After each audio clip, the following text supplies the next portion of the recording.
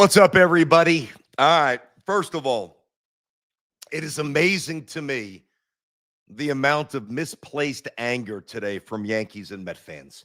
You guys sound utterly pathetic. You're tripping all over yourself and you're not even really hitting the mark there.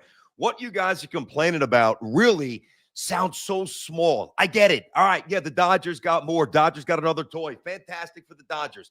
Did the Dodgers win 103 games last year? I know they won the World Series. They did not. So to me, the anger is misplaced. The mark is missed.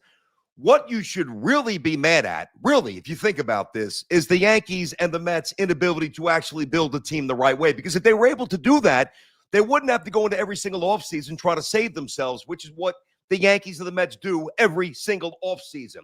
Oh, Mets, we got to get something. Let's give $800 gazillion to Juan Soto, beg him to come, give him a suite, give his mom a clothing line, give the family and everything, whatever they want. Come on in, Juan. We'll do whatever you need.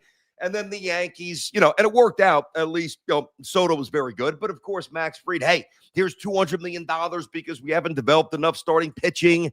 And Garrett Cole, somebody else, by the way, that we bought, who's also awesome, but we think that he's hurt because of the previous year. Let's get this reinforcement just in case. Hey, here's a concept for everybody. Honestly, if you really want the Yanks and the Mets to be able to swim with the Dodgers, how about you develop some players that are actually good? And instead of having a shortstop in the Bronx who hits 209, that gets on base 28% of the time, that boots the ball suddenly all over the field, how about you actually hopefully you develop Lombard the right way, and he's actually more like Witt than like Volpe. And if he was, and if he is, you think the complaints will be as loud as they've been? The answer is no. We know the answer. The reason the volume's so loud is because, number one, a lot of you guys are jealous, which I get that to an extent. We all enjoy a hot stove, and right now there's not even a little tiny charcoal that's on the barbecue. Forget about some beautiful flame, I know it's quiet, and I understand both of these teams got a lot of work to do, and both of these teams right now are going nowhere. Yankees, if the Yankees get Bellinger, they'll probably be a playoff team if their starting pitching is really good. And right now, the Mets look like a 75-win team, right? But maybe just to keep this going here, because that's really the central theme. You guys are complaining about the wrong stuff. Hal's not cheap. Cohen's not cheap. The problem is the Yanks and the Mets don't operate as well as some of these other teams that actually draft, develop, and then all the hype that you hear about when they get to the major leagues, they're actually what they were supposed to be. You want some more examples? I don't know. Is this the year that Alvarez is going to actually do something? Is he going to get hurt 3 more times? Is he going to hit 220? Or is he going to be the stud that everybody told me about, who was at one point the number one prospect, not just in the Mets organization, the number one prospect in all the baseball? Would it stun you? Now, I hope it doesn't go this way, but would it stun you if in 2 years Alvarez is gone?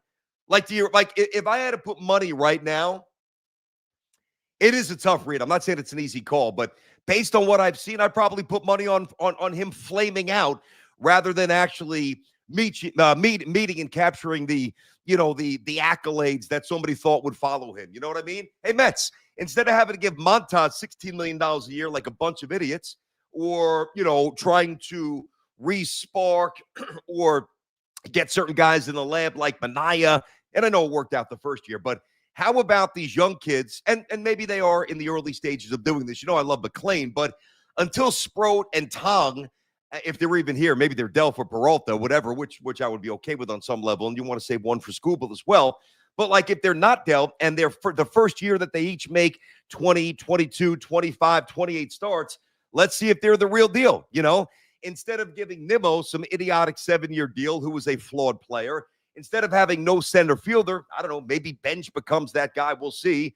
Instead of having Vientos, who doesn't have a position, okay?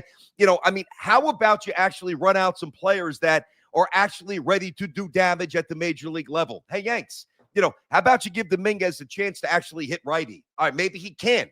All right, and that's another problem because he was the overhyped Yankee prospect, like a long list of those before him.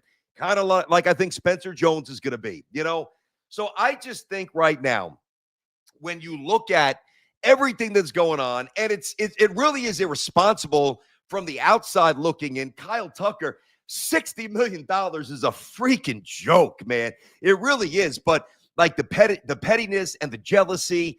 You guys gotta. I think that you need to rechannel the energy, the anger, the confusion, the disappointment, and actually hit the target that deserves it. How about you start getting on your own a little bit more, Met fans, instead of tweeting out stupid stuff? Oh, wow, what a witty tweet. Oh, let's make a reference with the Pope in the smoke. Now, that's cute, right? That's funny, and that works if you know that he's coming to the Mets. But when you put that out there and then 3 hours later, he's a Dodger, you look like an ass is really what it comes down to, right? So, guys, what's happened here, right? I'm fired up today. I really am, because I'm in the car last night coming home. My son sprains his ankle at his basketball game, so I go and I get like an ace bandage, whatever. So I'm in the car, and I pop on the fan. I hear Loogie. It's funny. It just transitioned to talking about Tucker, and then they broke in, and then the news broke. So the timing was really good. I don't think that I was kind of home by the time. Like, I didn't stay with it very long, because by the time they said it, I was basically in my driveway. I don't think that I heard them say the number. I wasn't surprised that he's going to the Dodgers. Why would you be? Everybody's going to the Dodgers right now. But when I actually saw $60 million, $240 over 4 years with opt-outs and $30 million in deferral, I mean, listen, you guys are really just pissed off at the wrong stuff. Dodgers have a ton of money. They spend it. They reinvest it. They win. And everybody's out there crying like babies. I really don't want to hear it. It sounds weak. It sounds pathetic. You got to pick yourself up. I mean, to quote the great Unkillable speech, stop walking around work like a loser. I mean, get your act together, man. Let's go. You guys sound like a bunch of, I don't know what you sound like. Not all of you, but geez. Guys, what's happened long ago? There was a point, right, where New York was the epicenter of like that star power. And it probably started, if I had to take a guess, Clyde Frazier, Joe Namath, right? They just transcended the city. They transcended the country. They transcended the domestic sports world, right?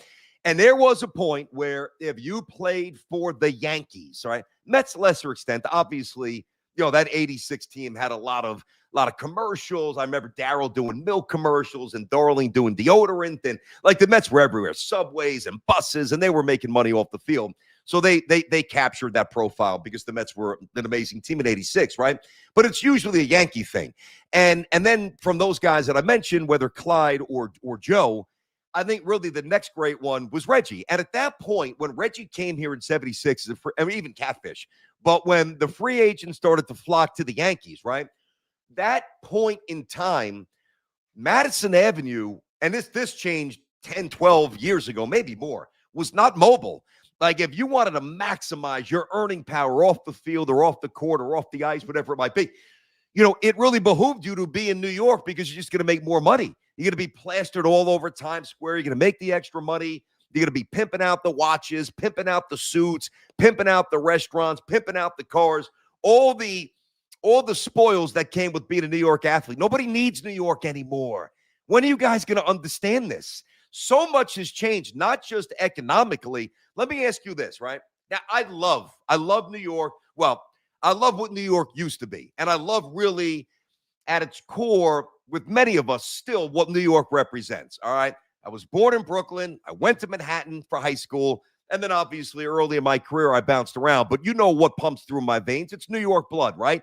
But even I was able to identify this a long time, New York's become an absolute shithole. It's an absolute shithole. So, like, why, if you're a pro athlete, I'm not saying there's no issues in LA or some of these other markets, but New York has become a dump. It is dirty. It is crowded. It is expensive. And it smells. It smells like piss, and it smells like weed. All right. So I don't know if somebody was offering me, I mean, nobody's going to give me $30 million to do anything, but whatever that number would be, commensurate with an incredible content set. Although now with content, I could obviously do this in my home, whatever, but you get the point. Like conventional radio, the way radio used to be, right? If somebody was going to give me some massive amount of money to go to, and I had the option, right? Stay here or go there.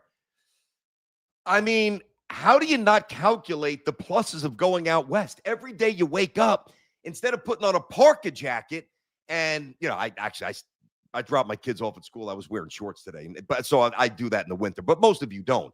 But you can just throw on flip-flops and golf shorts. And as you're driving the kids to school out west, you pass a bunch of palm trees instead of the remnants of snow or ice or salt that discolors your driveway. I mean, or sand.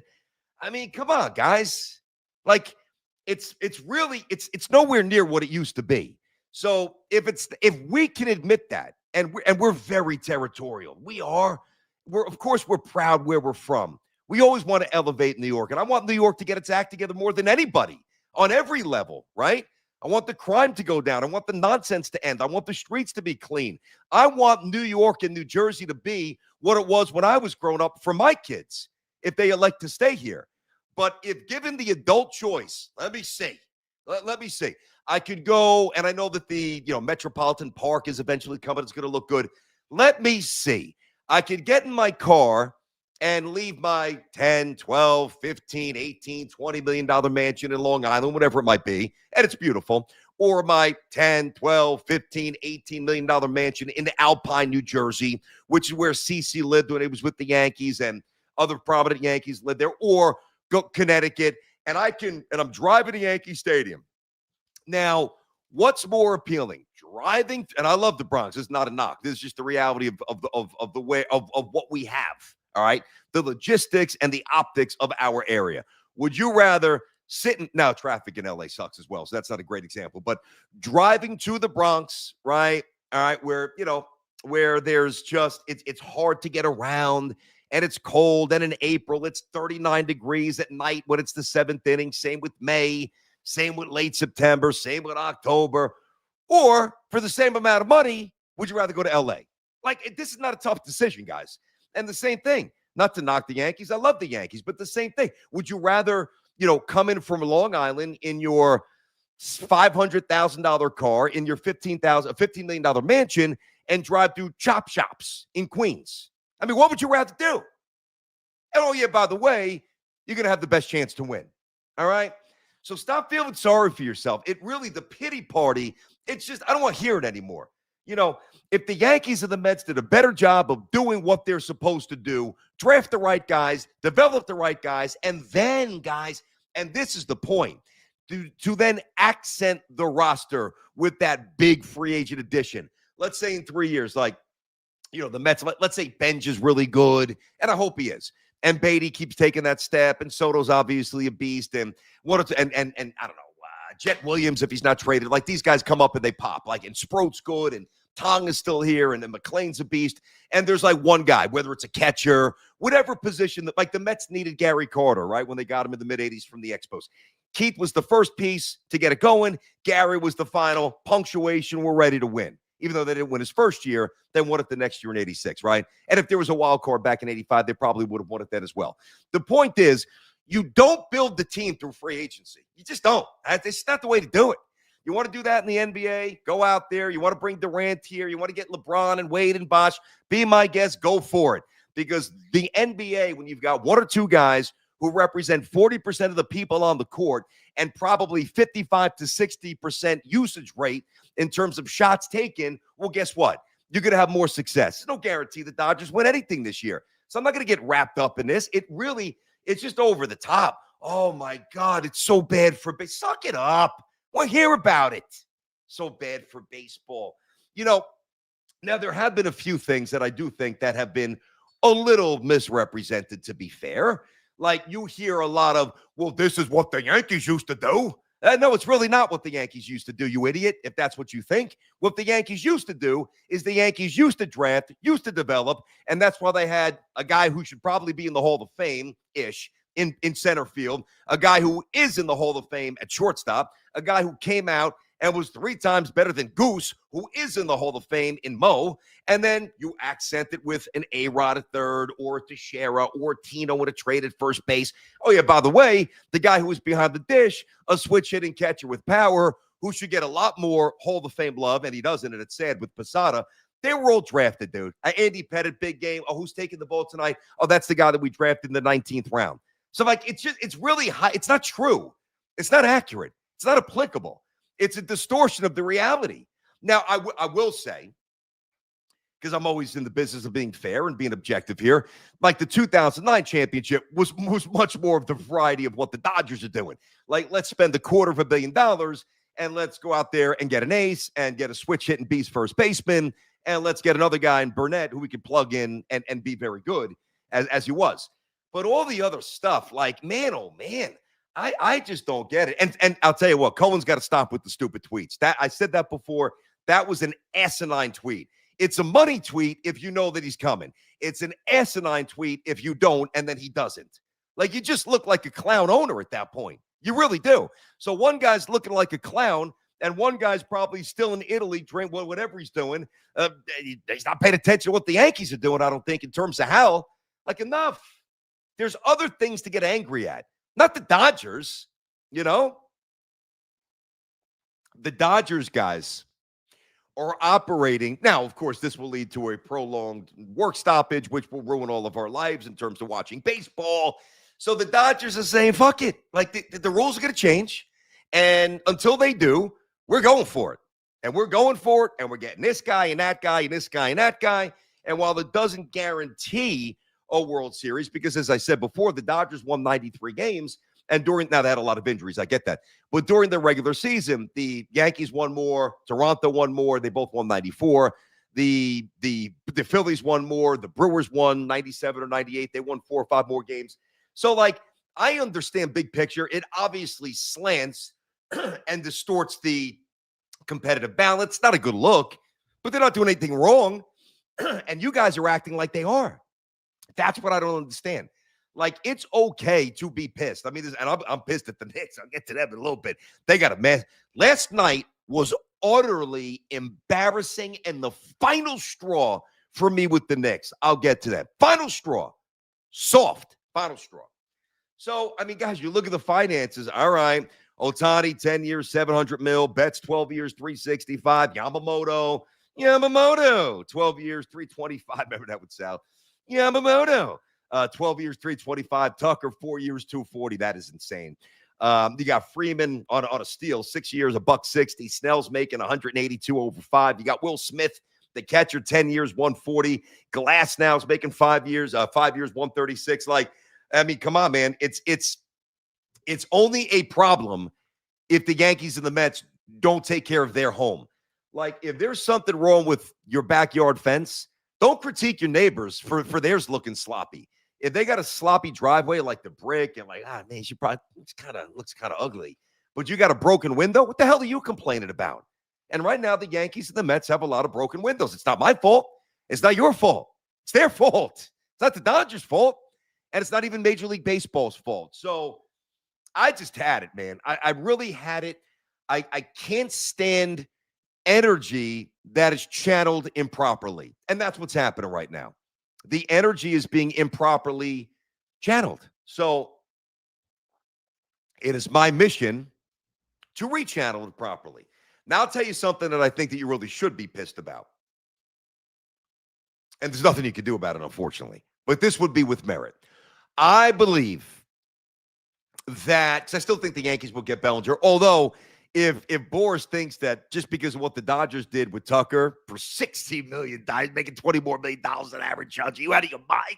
60. Yeah, he's 20. He's going to hit 273. He's going to miss 32 games with a wrist injury or a quadriceps pull, right? He's going to have an 840 OPS. And Tucker's good. And it would have been good for the Mets, right? That's why I said, and I give the Mets credit for going out and aggressively trying to get him, but he ain't Judge. He ain't Soto. I mean, let's not get this twisted. He's not Ohtani. He's not Mike Trout from a couple of years ago. My God almighty. It is really distorted there, but they are playing within the rules. They are breaking no rules. They are pushing boundaries. They're also incredibly more creative than the Yankees and the Mets. All the deferrals, they were really the first, I mean, I know that there were deferrals. I mean, Bonilla. There were other deferrals in the past, but that was the most aggressive one with Ohtani, which allowed them to do everything that they want. But if I'm a Mets fan today, like if I'm a Yankee fan, which I am, I'm not really pissed because I still think that they get Bellinger. But again, if Boris comes, oh man, look what Tucker got. All right there, Hal. All right, Cash. Instead of the 150 with a couple of 155 with a few opt-outs that we've been talking about, well, now I'm going to need 7 to 210. Get that click. I'm not even continuing the discussion. Goodbye. Go wherever you want to go. You're not that good, Bellinger, and neither is Tucker. But that's not our issue. He's gone. But here's what I would be mad. I'd be angry right now with two things. First, the Mets, and then the Yankees. The Mets, this is a real gripe, guys, really. Real gripe. By the way, I see the text coming in here. We're going to fire those up in a bit. I'll get to the Knicks. Disaster. Thank you guys for hanging out. BT Unleashed. I'm just revved up, man. I have time to say hello. I had to jump right into this. So if I am a Mets fan and I see this happen, I'm sitting there saying, whoa, wait a second. Let me get this straight. You initially offered $50 million, which was creative. Better, shorter terms, more on the AAV, which I think is smart. I've always subscribed to that. You initially came at 50, and then you very willingly went to 55, which is astronomical. That's crazy, right? So I can't say the Mets were being cheap. I can't say that at all. You were willing to give him, Tucker, that kind of money, and you wouldn't give Pete Alonso 160, 170? Are you crazy? I'm not even a huge Pete Alonso fan, but I can promise you this. Pete's going to play more games this year than Tucker. He's going to hit more home runs this year than Tucker. He'll probably have more RBIs than Tucker. All right. Tucker's a better fielder. He's not great, but he's better than Pete is, even though it's not the same position. He's better on the bases. So he'll probably steal 17, 18 bases. Pete won't. The OPS, fairly negligible. Maybe one guy 850, one 840. 870, 839 in the ballpark. I think Pete's going to have more RBIs, even though more guys will be on base in front of Tucker if he's batting fourth, which it looks like he will. So that would drive me crazy. Like even me, who was for 2 years have been saying, I would not invest long-term in Pete. For all the reasons, I'm not going to reset them. You know what they are. But that was always my position. I never wavered from that once. I was ultimately proven right, at least in terms of the Mets mindset, because they allowed him to go. They would have let him go last year if you guys didn't start clamoring at Amazing Day, which I give you credit for doing. You basically pressured Cohen and Stearns bringing it back, right? So that would that would hurt me. It would bother me from a baseball point of view for the reasons I just chronicled, but it would bother me from a sentimental point of view. Like you just so flippantly said, all right, where's the checkbook? All right, here's 50. Oh, it dodged. Here's 55. For a guy who hasn't done a damn thing for your organization, and you couldn't muster up the 160 or 170, let alone the 150 something that he got from the Orioles, you couldn't do that for a guy that you drafted and broke your. I mean, not that the Mets have some great home run record, but he is the all-time Met home run leader. I mean, a little something, and he's still going to hit a bunch more. He's going to hit 500 when he's all said and done. That would drive me. I don't think that I would be able to reconcile. Now, if they didn't go aggressively after Tucker at all, and they just kind of laid out, then it's different. It's a different processing, because now there's nothing for me to say, whoa, you did this, but you weren't willing to do that. So that would drive me nuts from a Mets perspective. Let me tell you what's bothering me from a Yankee perspective. Aside from the fact that they haven't done a damn thing yet. Oh, aside from that little thing. See, everybody's talking about the Dodger brand, right? And it is as powerful a brand as there is in sport. It's the most powerful brand. It's more powerful than any NFL team, and the NFL is a monster, especially with Mahomes hurt now, the Chiefs out of it, Brady gone. The Dodgers, and I'm not even talking about valuation, final money, even though they're up there as well. The Dodgers are the number one sporting brand in our country. Now, I'm not going to say the world. There's some massive soccer teams, clearly. In our country, Dodgers won, no one close, right? Just branding, imaging. And why I'm mad at the Yankees, and what bothers me about the Yankees, is that the Yankees used to be the Dodgers in terms of branding. And I'm not even saying the money. I'm talking about for a long time, multiple decades, right? Certainly before I was born. Then, of course, when I'm old enough to really become a big-time Yankee fan, they basically suck. And then, obviously, we know what they did, 96, 98, 99, 2000, get back in 01, get back in 03, win it in 09. Like, we know what the Yanks have done, right? Their branding was platinum. It was pristine. It was flawless. It's one thing if you lose a game. Like, all right, broken bat, base hit, Mariano, Diamondbacks, shit happens. It's baseball. Hey, they're getting paid too. They got Randy Johnson. They got Kurt Schilling. They got a good manager. They got some good players. It sucked, but it's baseball. I can live with on the field, on the court results when something like that happens. That there's a little bit of randomness there. Mariano never gave that up. Well, I mean, Sandy Alomar back in 97, but who's really counting? 1 or 2 to Big Papi, but you know what I mean. And you got clipped by a team that was a little bit better than you and maybe wanted it a little bit more. Pettit got rocked. It happens, right? It's baseball. I'm not talking about that. The Yankees allowed somebody to come into what was their home and make themselves incredibly comfortable, and then each year take over a room. First, they come in a living room. This looks good. I hang out here for a while. Fireplace on, massive screen, beautiful island, couple of good bottles of wine. I think I'll hang out here for a little bit. I like this. Then they start wandering around. Oh, look at the master bedroom. Yeah, I'll make myself at home as well. Oh, look at the man cave. It's beautiful. They got a couple of playrooms for the kids. Look at this backyard. Look at all this property. Yeah, I think I'll take the house over. And you let them. You let them. So that's what the Yankee fan should be pissed off. Not that, the nickel and diamond with Bellinger or they came $40 or $50 million short on Soto. No, that's the little teeny stuff. I mean, not that Soto's tiny, but you know what I mean. Like that's evaluating micro baseball things. I'm talking about the biggest macro evaluation that you can have. The Yankees were the number one brand, and they allowed somebody to take that from them. That's what they allowed under their watch. So congratulations on that. How's that feel? That's quite the accomplishment, huh? I do think that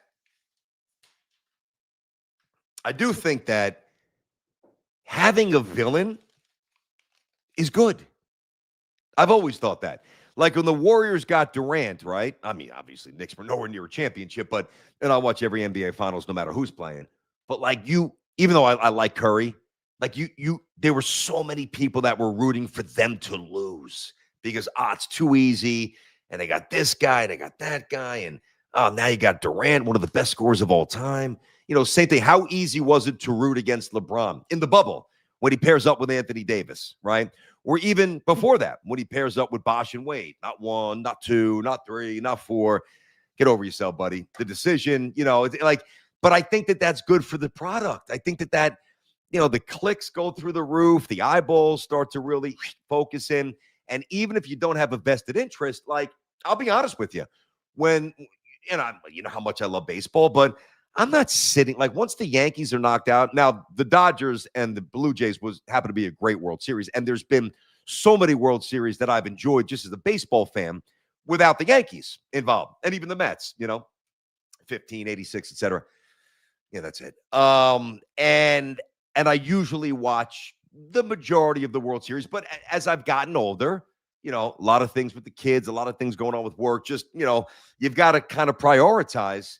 And because of what the Dodgers were, this before Tucker, and God, Toronto just knocked out the Yankees. So who the hell am I rooting for? I'm like, man, do I want to really see the Yankees rival who just clipped us and made us look like a JV team win a World Series? Or do I want to see the big badass Dodgers win or lose, depending upon how you look at it? And that does create great theater. It creates tension. It creates debate. And all those things add up. It's good for business. It really is. So when you have a villainless sport, generally you've got a sport that really doesn't have a ton of juice. And listen, I'll make my NFL picks later on in the show, give you the picks against the spread. All right? Start looking at some of these comments as well. Do what you want. I know the super chats stand out more. It doesn't really matter if you do that. I really don't care, but they do stand out more. But does the NFL really have a villain right now? Like, do you hate the Broncos? Do you hate the Bills? And I don't mean like, I'm a Jets fan. I'm jealous of the Bills. How the hell do you hate Josh Allen? I love the guy. I wish he was mine. Like, how do you hate maybe you don't like Sean Payton going back to a little arrogant, whatever. Some of the cheating, getting suspended. All right, I forgot about that. Basically, the minute he came back, I don't hold it against him. He's a great coach. I think he's good for the game. But are the Denver Broncos some universal villain? No. I mean, do you hate Seattle? I mean, all right, it's going to be fun watching Darnold, and he's got the oblique injury, by the way, which could be an issue. That's a big spread, Seattle -7. But do you hate Seattle? Like, to me, I'm almost apathetic towards Seattle. Seattle means nothing in my world. 0, right? Do you hate the Niners? No, I don't hate the Niners. Do you hate the Texans? mean, that's a really good story. You know, a coach who's been there a couple of years, a young quarterback who played awful against Pittsburgh. But, I mean, they're on the come. That's a classy coach. That's a well-run organization. It's the best defense in football. It's a great fan base. I don't know. I can't conjure up any false hate towards the Texans. Now, the Pats, a little different, but I don't hate Drake May and I don't hate Vrabel. I mean, I'd like to grow to hate them because that probably means the Jets do something and they play some meaningful games at some point. But I don't go into that game watching that's on Sunday. Yeah, that's the first game on Sunday. I don't go, and I hope the Patriots lose. Let me be clear about that. But it's not like I don't despise them. So I don't go in that game disposed to hating them like I did Brady or some other teams along the way. And do you hate the Rams or do you hate the Bears? How do you hate the Bears? I mean, they're a tortured fan base, kind of like the Jets. I mean, really, if you think about it, think about how few good quarterbacks they've had in their existence. I mean, McMahon's one of the best they ever had, and he wasn't even that good. Without that defense, that Bears team would have won 6 games. McMahon's legacy is incredibly heightened. Like, I know with the headbands and the earrings and the writing the commissioner's name on there, threw like 18 touchdowns a year. He was like, people talk about him like he's Joe Montana or Jim Kelly from that era. Get the hell out of here.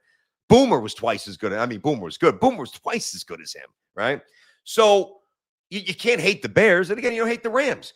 So when there's that lack of, and again, I'm using the term hate pertaining to sport, obviously, there's just a little bit less juice. And it's not beholden of the Dodgers to acquiesce and hold up the velvet ropes. Yeah, you guys can come to the club. Nah, man, this is club 1 of 1. You ain't allowed in here. It's your job to find a way to grease the bouncer to get in. I'm not letting you in. Like, if you find your way in here, we'll have a good time. We'll party, drinks will flow, do a little dancing. But this is our club. The other bar down the street, that's where the Yankees could go. That little Irish pub, that's where the Mets could go, you know? All right, that's it. Phillies, you find that little, you find that bar/restaurant. Same with the Braves. Well, maybe Toronto's a little different, but same with the Red Sox. Same with the San Francisco Giants. We got the club, all right? And we have everything that we want in the club. And it's up to you to get in. That's it. So I am just really, really confused. Really. First, I was bothered, but now I'm still confused. Like, why so many of you seem, not all of you, but so many of you seem to be missing the boat. Whining, complaining, again, walking around work like a loser, as somebody once said. I don't know, man. I really just don't get it. All right, let's get some of these. All right, let's go. At Timmy Thomas, Fugazi. Hopefully Timmy's not a Fugazi. At Tim Thomas 0580. Competitive balance is broken in baseball. Dodgers making an all-star team reminds me of the 2017-2018 Warriors. All right, well, that's great. Do something about it. Like I said, draft better players, develop better players. If you're a Yankee fan, I'm going to stick with them for a sec. If you're a Yankee fan, and let's say they retain Bellinger, and again, I do think they will, unless Boris gets ridiculous, then I'm done. I'm not even going to engage him any further. If he believes last night really radical, I don't mean by a few mil here, a little, extra signing bonus here, one more opt-out, whatever. But if he thinks that that's going to really change the tone of our negotiations, you're sorely mistaken. Again, he's not that good. All right. So, but I do think he'll be here, and I'll be happy because the things he does well, they need. All right. You need another outfielder. If Rice isn't hitting lefties, you need a first baseman. Anyway, let's assume Bellinger's back. Imagine Bellinger with Dominguez, what he was supposed to be. A switch-hitting, speed, power demon. Instead, he sucks in left field. They never let him hit righty. Now I do think that he's better than many of you think. Like, hit 260, stole 20 bases, hit 9 or 10 home runs, limited play, had a couple of really good months, and still figuring things out. But he's certainly not what we thought he would be. But imagine if he was. So you'd have Judge, you'd have Bellinger, you'd have this beast in left field, right? Imagine if Volpe was actually like his play reflected that of a first-round pick. And instead of hitting 212 and a strikeout machine and swinging for the fences and then suddenly becoming a poor defensive shortstop, which he did stabilize as the year went on. I'm not trying to go nuts. I'm going to remain accurate here, even when I'm in the middle of a tirade. But the guy's on base 28% of the time. That's untenable. That's as bad as it gets. I mean, so imagine if the shortstop that you drafted, imagine if he was, he's never going to be Witt, but, let's say 17, 18 bombs, which he gives you, and let's say 35 doubles, let's say 280-something hitter, let's say 35 steals.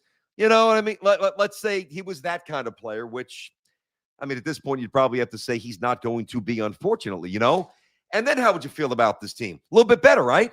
But because the Yankees haven't done a good job of drafting and developing, you sit here and you say, how the hell are we going to win? You're not. Yanks aren't going to win. Not going to win. And the same with the Mets. And Mets have no chance.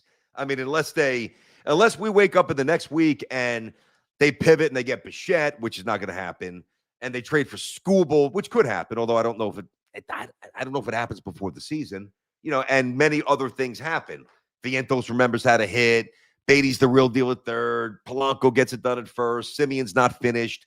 You find the center fielder, Soto, all the young pitchers. Like, there's so many checkpoints that the Mets have to favorably hit for them to be relevant. I would, in terms of being viable, to actually win something this year. Right now, the Mets are nothing right now. And the Yankees are better, but still not good enough to win, Oh, my God almighty. Let me see if there's anything I missed here. Got a lot of notes today. Wait till I get in on the Knicks. Let's see.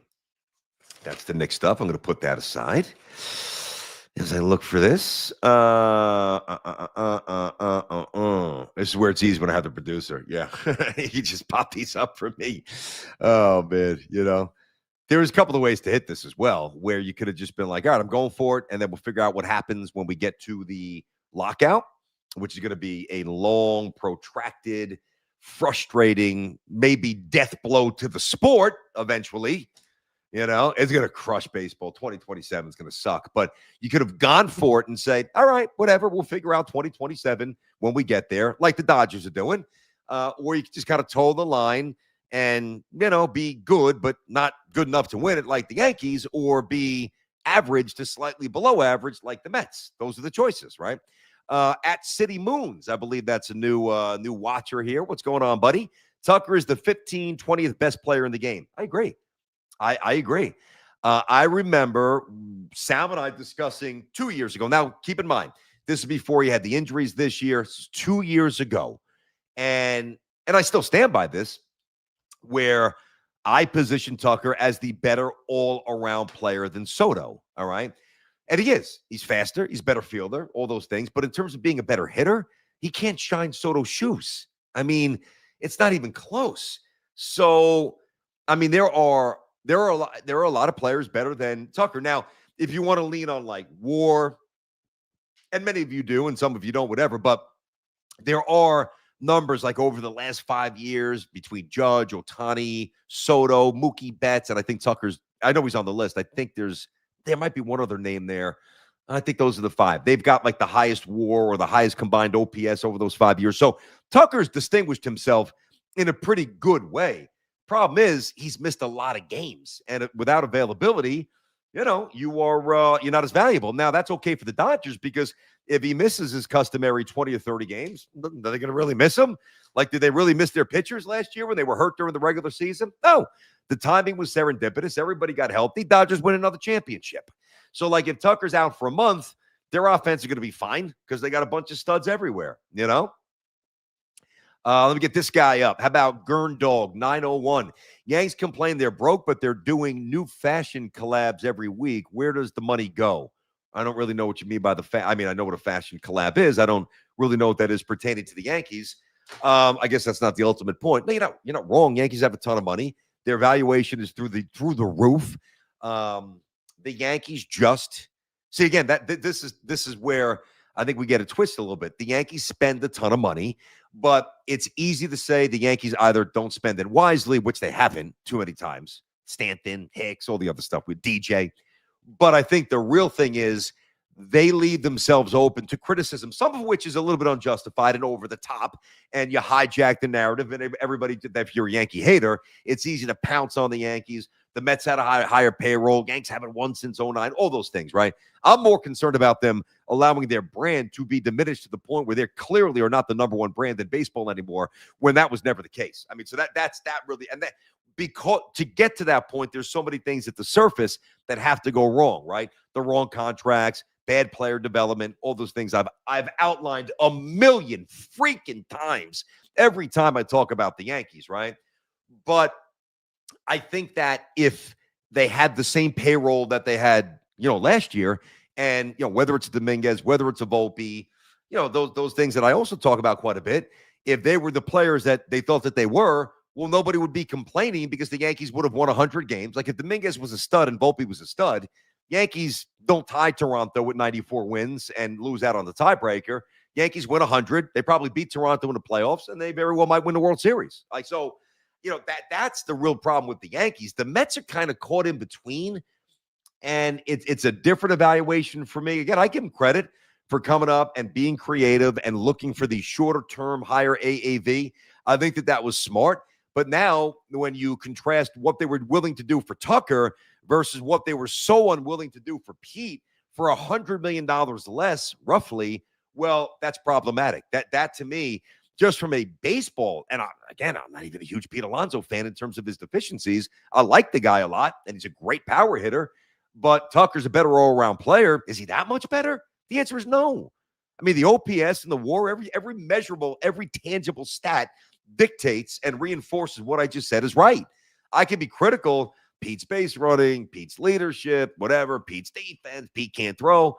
But none of the numbers, even batting average at this point, because he had 273 a year ago, Tucker, and Pete bounced back, which was important for Pete. I think it's part of the reason why he got a good deal from the O's, where if he would have hit like 212, 215 again, 220, I don't know if he would have gotten that. But now that the average for Tucker's come down a little bit, what distinguishes him outside of being a little bit younger, a little bit of a much better athlete, nothing really in terms of the offensive prowess, So let me see what we got here. See if I'm missing any super chats.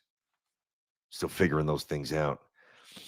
I got a little notation yesterday. It said, like, you've got it on one of the videos, you got 14,000 hype points, and that's like number 97 on the list of YouTube. I'm like, I guess that's good. Although I don't want to be 97th in anything, but I think we're just starting up.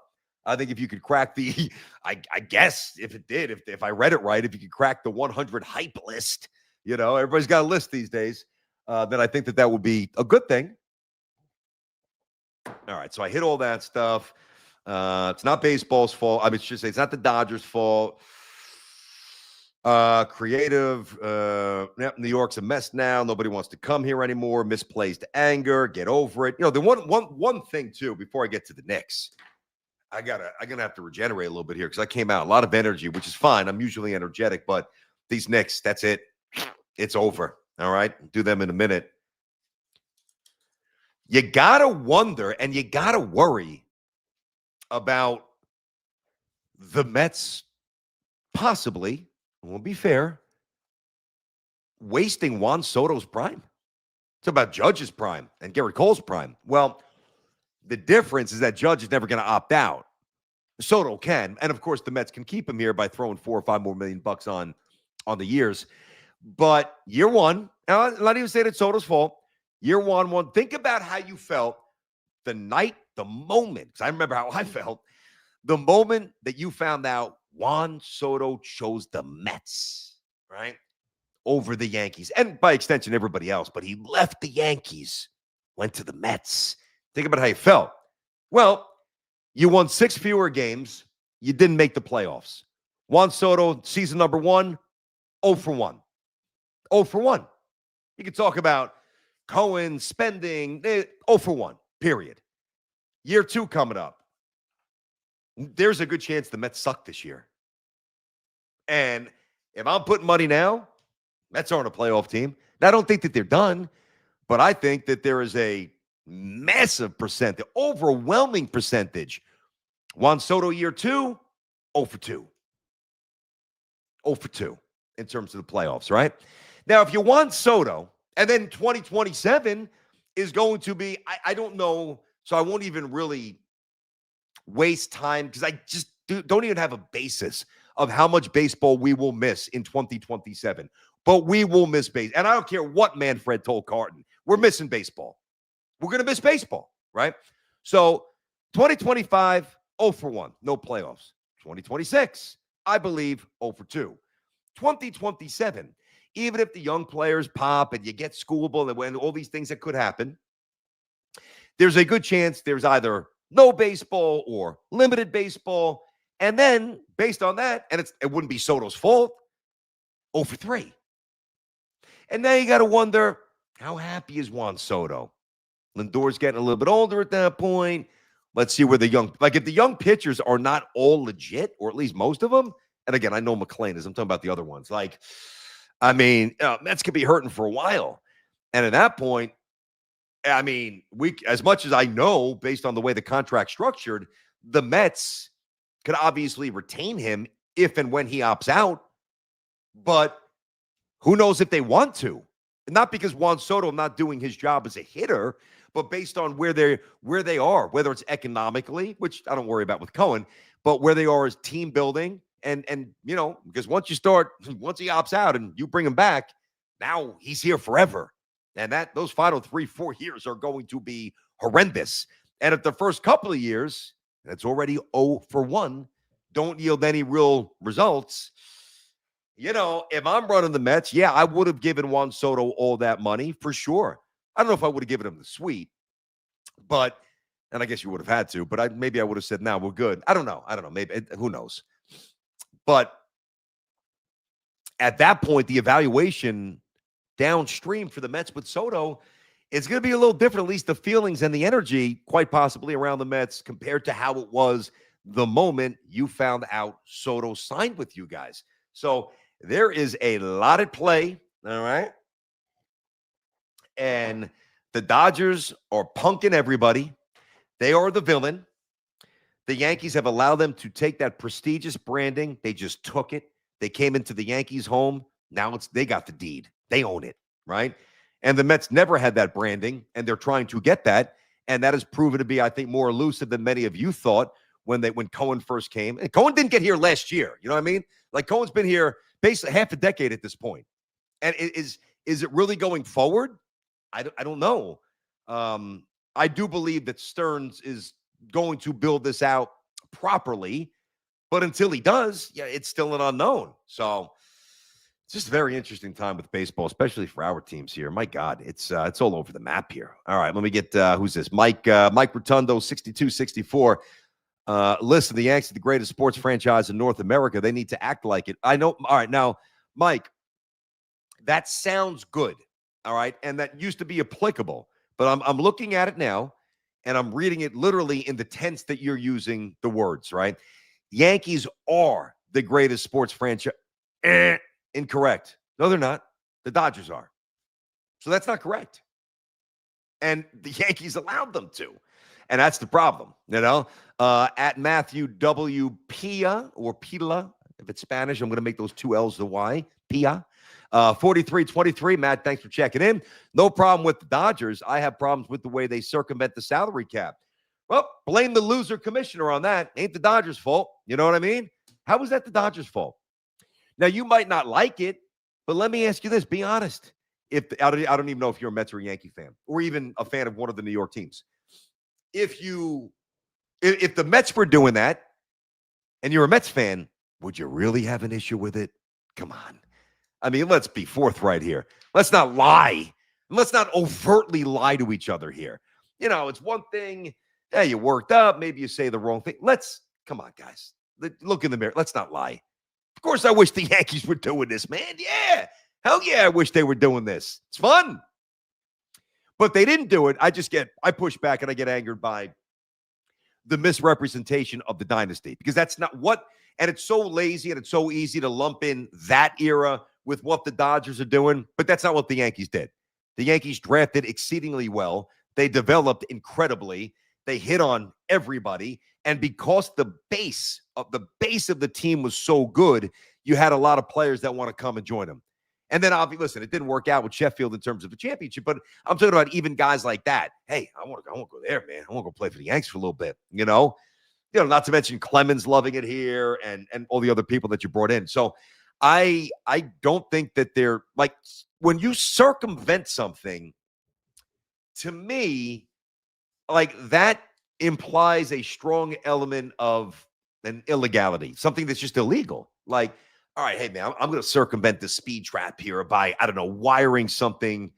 I don't know, on my car. I don't even have one on my car radar that disables that. No, I'm going to circumvent getting a ticket. Or, and I know some of you do this, like with the license plate, you've seen a lot of those stories where you're going through tunnels, whatever. I'm going to circumvent paying for the Holland Tunnel, which I did for 13 years like an idiot, by manipulating my license plate. Hey, if you don't know what the license plate is, you can't bang me out for a ticket. Sucker, I win, you lose. Well, that is circumvention. Just merely going out, offering somebody a contract, and working within the parameters of the game. You might not like it. Your owner, Cohen or Hal, might not be either smart enough or willing enough or parts of both to do it like the Dodgers are doing it. What are they circumventing? That's wrong. And that's a weak mindset. I don't mean that in a disrespectful way. But, like, that's a loser mindset. Not the Dodgers. Look what the Dodgers are doing. Dodgers are circumventing. How dare? Come on, man. We got to change. Now, baseball needs a lot of changes. I do subscribe to that. It's just, it's economically imbalanced. Now, the one thing, if that last text would have gone a little deeper, I was reading something last night where the Dodgers, based on something with the McCourt and the lawsuit, the Dodgers have they're one of 30. The Dodgers have the only TV revenue stream where they really don't have to share with the rest of baseball. And if you want, again, I'm not even sure that that's a circumvention. It's like, all right, well, I mean, it was in a court of law, and this is what went down. So that's the ruling, and I'm going to abide by the ruling. What do you want me to do? So even that's, I think, a little bit of a stretch on the use of the word circumvent or circumvention or circumventing something. You got a little lucky, a little gratuitous, serendipitous for them doing this. I don't think it's circumventing anything, because let me ask you a question. I mean, now, I'm not talking about the next CBA. And let's see if Manfred can even handle this right, which I don't think he can, or I don't think he can. I hope he will, but I don't think he will, all right, based on some other things he hasn't handled well, the Astros cheating scandal, a bunch of things, right? But if Manfred today said, nope, you know what? Not acceptable. We can't have this. Guys, you push the limits here. Whether you want to use the word circumvent or not, we pushed the limits. Can't do this anymore. Not good for baseball. Tucker, you are now back in the free agent pool. I rule that contract. It's ineligible, or whatever word you want to use, right? It's non-binding. We can't have it. You're not a Dodger. You got to go somewhere else. Or the Dodgers have to agree to a more conventional contract, meaning instead of $30 million deferred money, no deferred money. Now, we all know that you can't do that because other teams, the Mets deferred money with Bobby Bonilla. And the only reason you don't like it is because Bobby Bonilla is still getting paid. And because Bobby Bonilla wasn't that good for you guys. If Bobby Bonilla, played like Keith Hernandez, nobody would complain. It would be a celebratory instead of like the LOL Mets. What's today, huh? Bobby Bonilla Day. Here's $1 million, Bobby, for doing nothing. Like, it's thought to be a point of inflection, further inflection, when the Mets were largely a joke. And they're busting out of that, and they're trying to. I respect that. I don't just take shots at the Mets. Like, I don't do that. Like, I look at this all objectively. But objectively stated, the Mets have largely been a joke for most of my life. And when the Bonilla thing went down, and obviously now when it's Bobby Bonilla Day, let's see the tweet, Happy Bobby Bonilla Day. Well, imagine seeing the tweet and it said, Happy Keith Hernandez Day. Think about the tone. Happy Bobby Bonilla Day. This guy, geez, wanting to fight people. Like, it's just a mess, right? And they didn't win, and but they bought the wrong players. If you're old enough to have watched that team, everything associated with that team, right, was wrong. Like, it just wasn't right. It was improperly built. It was hastily built, and the results bear that out, right? But when you got Keith Hernandez in 83, and then I don't know. I'd have to really – I know he was under contract when you got him, obviously, but I don't know what the extension was. 3 years? I could be off on that. But imagine if the Mets had an extension and Mets ownership back then had the thought, hey, you know what? We want to go out there. We want to get Mike Schmidt. right? Even though we've got Ray Knight and Hojo, we have a chance to get Mike Schmidt. And but to do this, we got to defer some money for Keith. Happy Keith Hernandez Day because you won the World Series. It would be a celebratory tweet. Oh, all right. Get that $1 million check, Keith. That a boy. See the difference? So the results are only based on the results for your team. And the negative energy for the Yankee fan is a disgust and a distaste for losing that top perch in all of sport in terms of branding, right? And that bothers you. And it should. All right? Don't be mad at the Dodgers. It's misplaced. That's what I said to start the show. You're not channeling it properly.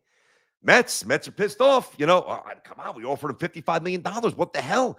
How come he didn't come to us? Don't be mad at him. Don't be mad at him. Don't be mad at the Dodgers. Be mad at, I honestly, in that situation, you can't even be mad at Cohen. He went out. Let's see. What do we got here, guys? All right, let's see.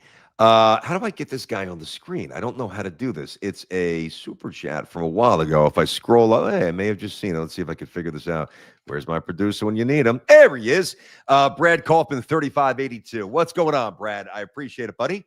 As a diehard Mets fan, I'm sick of teams using us to raise the price on players. Pivot to Valdez. On players. There's no period there. All right, on players, period. Pivot to Valdez or Belly now or nothing and let the young guys cook.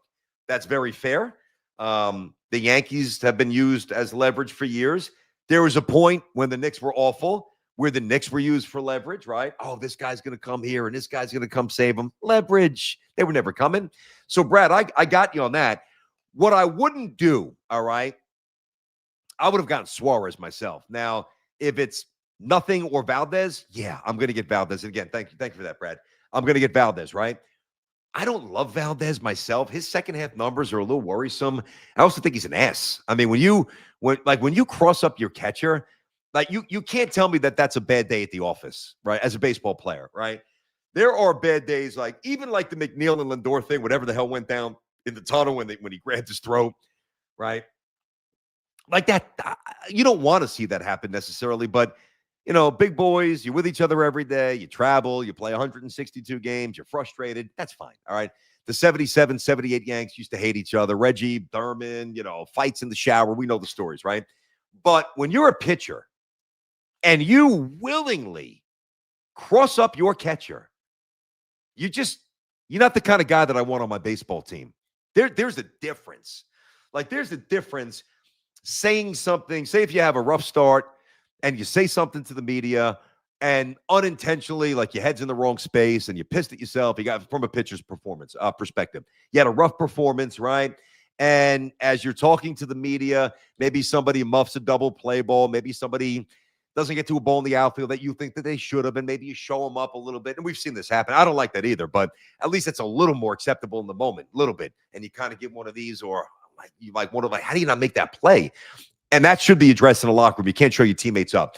But if you do say the wrong thing and the guy that you kind of bring into the conversation comes up to you, whether it's in the shower or at the stall or on the bus or next day at batting practice, dude, what are you doing, man? Like, and there's a little friction, that's fine. Diffuse it. Own it. My bad. I didn't mean it like that. Came out wrong. We're good. Dap it up. Be teammates. That is so different than catcher putting down two, thinking he's got something soft coming, with maybe a 12, definitely at least 12, but maybe a 13 to 15 mile per hour disparity. And all of a sudden the heater comes at you. Do you know how unnerving that is? Like that's happened to me. I didn't really catch much as an actual player, but that's happened to me coaching kids. So now, thank God they're young and they're not throwing 95. And now I got to start taking these things out when I warm these kids up. It's getting to that point. I think I might have to do that a little bit this year, right? But I'm warming kids up in there, certainly when they're at 46 feet. Now my son just moved to 50. So, him and his teammates, like, the kids are starting to throw the ball a little bit here. And, if I see a kid go like this and I think a changeup's coming, or if I say, hey, Jake, give me something soft as I'm warming him up in between innings or in the bullpen, and he unleashes a heater, all right, again, it's not going to be a 15 mile per hour disparity, and it's going to be 58 or 62 versus 95 or 96. That's an awful look. And that's not a guy that I want to go to. I can't trust you. If you do that, that's a character flaw. That's not a bad moment. That's you being an ass. Actually, that's you being a dick. There's a difference. There's a big difference between the two. And that's you being the latter. I can't respect that. So, number one, I think Suarez is better. He's a dog. And I would have thought that would have been better for the New York Mets. Now, a little desperation. All right, we didn't get anybody yet. Maybe the Tigers aren't going to trade Skubal. Maybe we can't get Peralta. Let's give a bag to that guy, Valdez. I don't really like that. I don't like that. That's number one. Number two, he also brought up Bellinger. The other thing I wouldn't do is I wouldn't overpay for Bellinger. I wouldn't do it for the Yankees. I wouldn't do it for the Mets. Why would you? I mean, he's going to have an 818 OPS, 820. Especially from a Mets point of view where the dimensions of the field simply just don't present themselves in an advantageous way like they do in the Bronx, where, he's going to curl a few around the pole. And instead of hitting, 21 home runs, he's going to flirt with 30, low 30s, and obviously, listen, he's a very good fielder, so he could play first for the Mets. If Polanco doesn't work out, he could play center for a little bit while you get bench ready, whatever it might be. But I can't do that. I just don't think that that's really I don't think that that's the way to go. I don't like that. And I don't think that the Mets will do that. I mean, now you want to tell me that maybe the Mets should pivot aggressively to Bichette. That's a little different. Find a place to plug him in.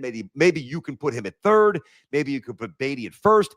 Listen, I think Beatty's a good, going to be a competent. He's already a competent third baseman. I think Beatty's got a chance to be a slightly above average, if not even a little more than that, defensively, a defensive third baseman. And I think he's going to hit. So I like Brett Beatty. And if you can handle third, you can handle first. Like you can't run Vientos out there playing first base. So you just can't. He's DH. Can't play the outfield, can't run, not a first baseman, doesn't have the hands, doesn't have the defensive skill set that Beatty has. So if you want to tell me, rather than like the last text there was, go out there and get Bellinger, overpay for him. No, I would consider strongly overpaying for Bichette. And because then what you could do is when Simeon's got 2 years to go and he's getting older. When Simeon's up, you could obviously put Bichette at second base and you can always finagle around the around the horn, right? And the infield. So the other thing that it does is it also weakens the Phillies. I mean, I know Mattingly's his boy. God, Bichette in that ballpark is going to do damage, man. Hitting the right field, hitting the right center, obviously pulling when it's inside to get something to handle. Like his spray chart, his profile it's perfect for Yankee Stadium too, because it's 314 down the line. That's why I want Bichette more than Bellinger. I'm just reading the tea leaves. It doesn't seem like the Yankees really have any interest in Bellinger. It seems like the interest that was floated out there, the Yankees they're engaged with Bichette. I always took that as their signal to Bellinger, keep messing around and we'll go get this guy. So the Mets would get better and they would weaken the Phillies. So rather than going to Bellinger, I would actually pivot to Bichette, but I don't even know if they're inclined to do that myself. I really don't know. Let's see here. What do we got? Let's see. A lot of stuff on Tucker. Boy, it's an hour and 6 minutes already. My goodness, we're flying here, man. We are absolutely flying. All right, how about this one? Mickey Formato, 150. BT, to your point, do the Yankee fans feel skeptical because Volpe and even Dominguez haven't stepped up as we all thought? Yep, that's a big part of it. And I obviously went into that. I don't need to just belabor that, but I think it's a good point, Nicky. I think it does two things. Number one, it weakens your team, clearly. And it would have been so advantageous. Like Volpe I know he just, went through arbitration, got a couple of $1 million, and that's the process. And it's still peanuts for a starting shortstop when he comes back and regains the starting spot, which he will when he's healthy. If he keeps it past this year, I don't know, but he'll be the starter at some point, not Caballero. And I don't think they'll get Bichette. But if he was making $3 million like he will this year, and Dominguez is making $900,000, 1-1, whatever he's making, it's so much more justifiable. All right, we got a bad contract like Stanton, or hey, we can go out there and sign Bichette and really go for it. But when you have those young guys are appealing because they're cheap and there's upside, but when the upside doesn't represent what you thought it might be, it makes the cheap contract less appealing because at the end of the day, it's all about performance. Like when you get performance on a team-friendly contract, it's a home run. When you got a team-friendly contract and the performance isn't that good, You just have an average player, or in certain spots, a subpar player who isn't going to really impact winning to the degree you want it to and your fans need it to. I think what it does do, so that's the monetary aspect. The other thing, too, I think it just strips away further, and I agree with this, at the belief that the Yankees are running themselves the right way.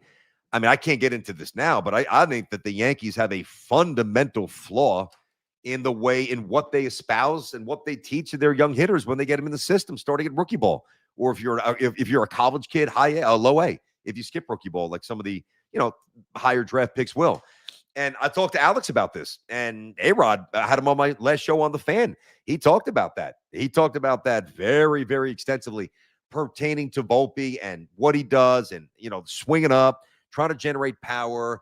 And one of the things, and Alex was, nobody talks baseball like Alex. He's the best with that. And he was great with that. But I also heard a couple of years ago, which kind of reinforced what I always thought, just based on what my eyes were telling me.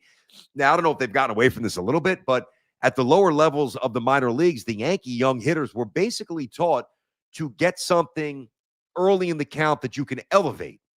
Okay. Well, that sounds, number one, I don't like that, but okay. It sounds like it could work if you actually do get something early in the count to elevate, because then you can go to town. Now you can get that little arc on the swing, boom, and hit a lot of bombs like the Yankees always do. But as we know, hitting home runs, not enough to just, to win a World Series. You got to do more. And think about how flawed and how, I'm going to use the word stupid that is, right? Imagine being in the batter's box and the first pitch. I know the game's changed, but as a lefty hitter, and I was actually a high ball hitter. And a lot of my certainly doubles and even opposite field power as a lefty, a lot of it was left center. And then I started lifting weights like an idiot. I got too big and I lost my swing, whatever. But when I was young, certainly in high school and early in college, that ball up and out over the plate, I loved it. I could extend my arms and I could bang it to the left center gap. And then if you threw me something, and most lefties are like this, low and inside, now I could just drop the barrel and you could bang it to right field. So it's completely counter to what multiple generations were taught and what they did. And a lot of those players hit, not me, but a lot of those players hit high averages, right? So they're telling, or they were, and I think that they still are, but they were teaching, look for something that you can, that's elevated, that you can then elevate. Well, what happens if you get a fastball right down the middle of the plate that's maybe a tick toward the lower third of the hitting zone, but it's not here? You can't elevate it, and you don't swing. Like one. Okay. I mean, you just let a pitch go by you that you can put in the seats or rifle down the line. And then from there, who's got the advantage? Because think about this. When does the hitter have the advantage? Well, I really think, I always felt like, I'm in the batter's box 0-0. I always felt like I had an advantage there, unless the guy was just overpowering and just simply better. And I definitely encountered that. Then it's like, no matter what the count is, it's going to be a tough at bat. But I always liked 0-0. And then obviously more conventionally, 1-0, 2-0, 3-0, 3-1. Now it's depending upon what inning it is, guys on base, what's the situation, lefty, righty, righty. Like, then you've got to refine your approach a little bit. And I'm not going to get in the weeds on that. You just have to. But those are the pitches you're looking to crush. 1-0, 2-0, 3-0, 3-1. If you have a green light on 3-0, like a Judge or Stanton, somebody like that, or Pete when he's hot, or Soto.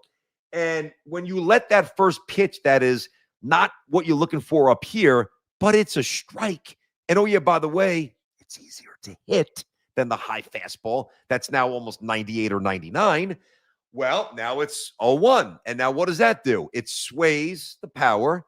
The pendulum goes right to the pitcher, because now, all right, I got him 0-1. Now I could go soft and away. I could go up and in. Then I could go soft and away. It just changes the entire complexion of the at-bat, which is why I know I'm going on a little hitting tangent here, and I'm not a hitting coach. I'm not professing to be one, but think about how many quick, empty at-bats the Yankee hitters have. And I mean, they're young hitters, and I haven't seen enough of Dominguez, and he's actually got good patience. He seems to be counter to Volpe and Wells. But think about Volpe and think about Wells, and just think about all the at-bats that you watch, spring training, regular season, playoffs. How many times have you seen both of those players swing at something up here, on the first pitch and foul it right back. And it looks like a good swing. Oh, he was on that. Yeah, but now it's 0-1. And now the advantage is the guy who's 60 feet, 6 inches away, who's got 3 other pitches, right? And there's a reason why Anthony Volpe and Austin Wells have very quick at-bats. Now, if you lay off that, and I know it's tempting, and I know what they're teaching, trust me, that thing's coming at your eyes. Your eyes get like, you're like, I got that. But it's that extra inch where you can't barrel it. Instead, you foul it back. And now it's 0-1. And now you're like, oh, God, I missed a pitch I should have hit. And certainly in Volpe's case, less with Wells, but slider outside, let me swing and look and miss it by a mile. And now it's 0-2. And now you're dead. And that's how you hit 210. And that's how you're on base 28% of the time. I just broke it down for you. Like that's it, right? So, right, let me get to these Knicks here.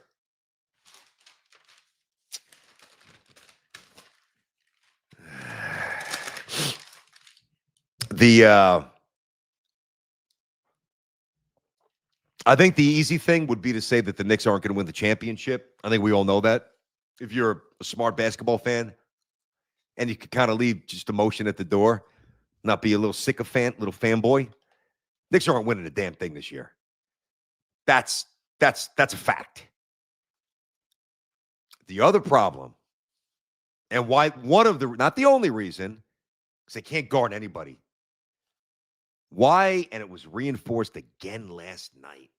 Last night was one of the most embarrassing sequences that I've seen from a recent Knicks team. I'm not going back, forget about the Hornaceks and Fizdales and those crews.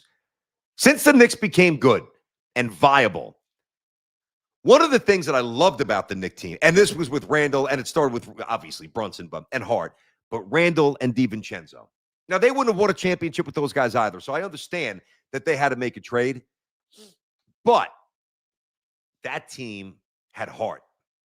That team played with purpose, and that team respected the competitive nature and what was required to win.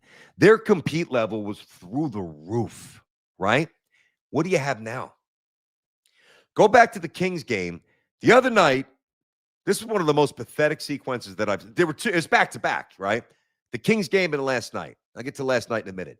The other night, Karl Anthony Towns flops on his ass and is on the other end of the court while the game is going on. And I actually counted it. You know how long it was before he got back in the play? Not 3 seconds. And I know he's big, so I'd give him a little freedom, pick himself up. It's not like you're, Allen Iverson jumping off the, former quarterback and a quick twitch athlete. I mean, Cat's slow as shit. So it's going to I get that. It's a big man. Not 5 seconds, not 8 seconds, not 10 seconds, 13, 14 seconds. Finally got himself back in the frame, right? Got himself in the play. That was it's just unacceptable. That was just unacceptable. Especially think about this. Now, the Knicks haven't won since 73, but one of the things, like the good Knicks teams, it always seems like they've got that characteristic of what we loved about the 90s Knicks, who never won, but boy, they were knocking on that door every year. They just didn't have the talent. They had the heart. They had the coach. They had the superstar. That was really it. And a lot of years, they didn't really have the depth either. They had too many guys who were kind of like Kiki and Blackman and guys who were just at the end. No, the really good players, no disrespect. They just got them too late. This Knicks team is so soft. It is disgraceful. So last night, Draymond Green, who for some reason, I know he said some nice things about Cat after the game, but for some reason, always carves out some space whenever his name comes up on Draymond's pod. And it's a pretty compelling podcast, right? To shit all over Karl Anthony Towns. So that's why when he said what he said last night, postgame, I'm like, wow, that is the exact opposite of what he always says about Cat. Calls him out every chance he gets, calls him out. So last night there's a sequence. Cat, initiates contact, all right? And then Draymond, who was on the floor, and now Cat's trying to recollect himself here, compose himself, physically, and then barrel to the rim. Draymond Green decides to grab a sneaker, right? Grabs a sneaker.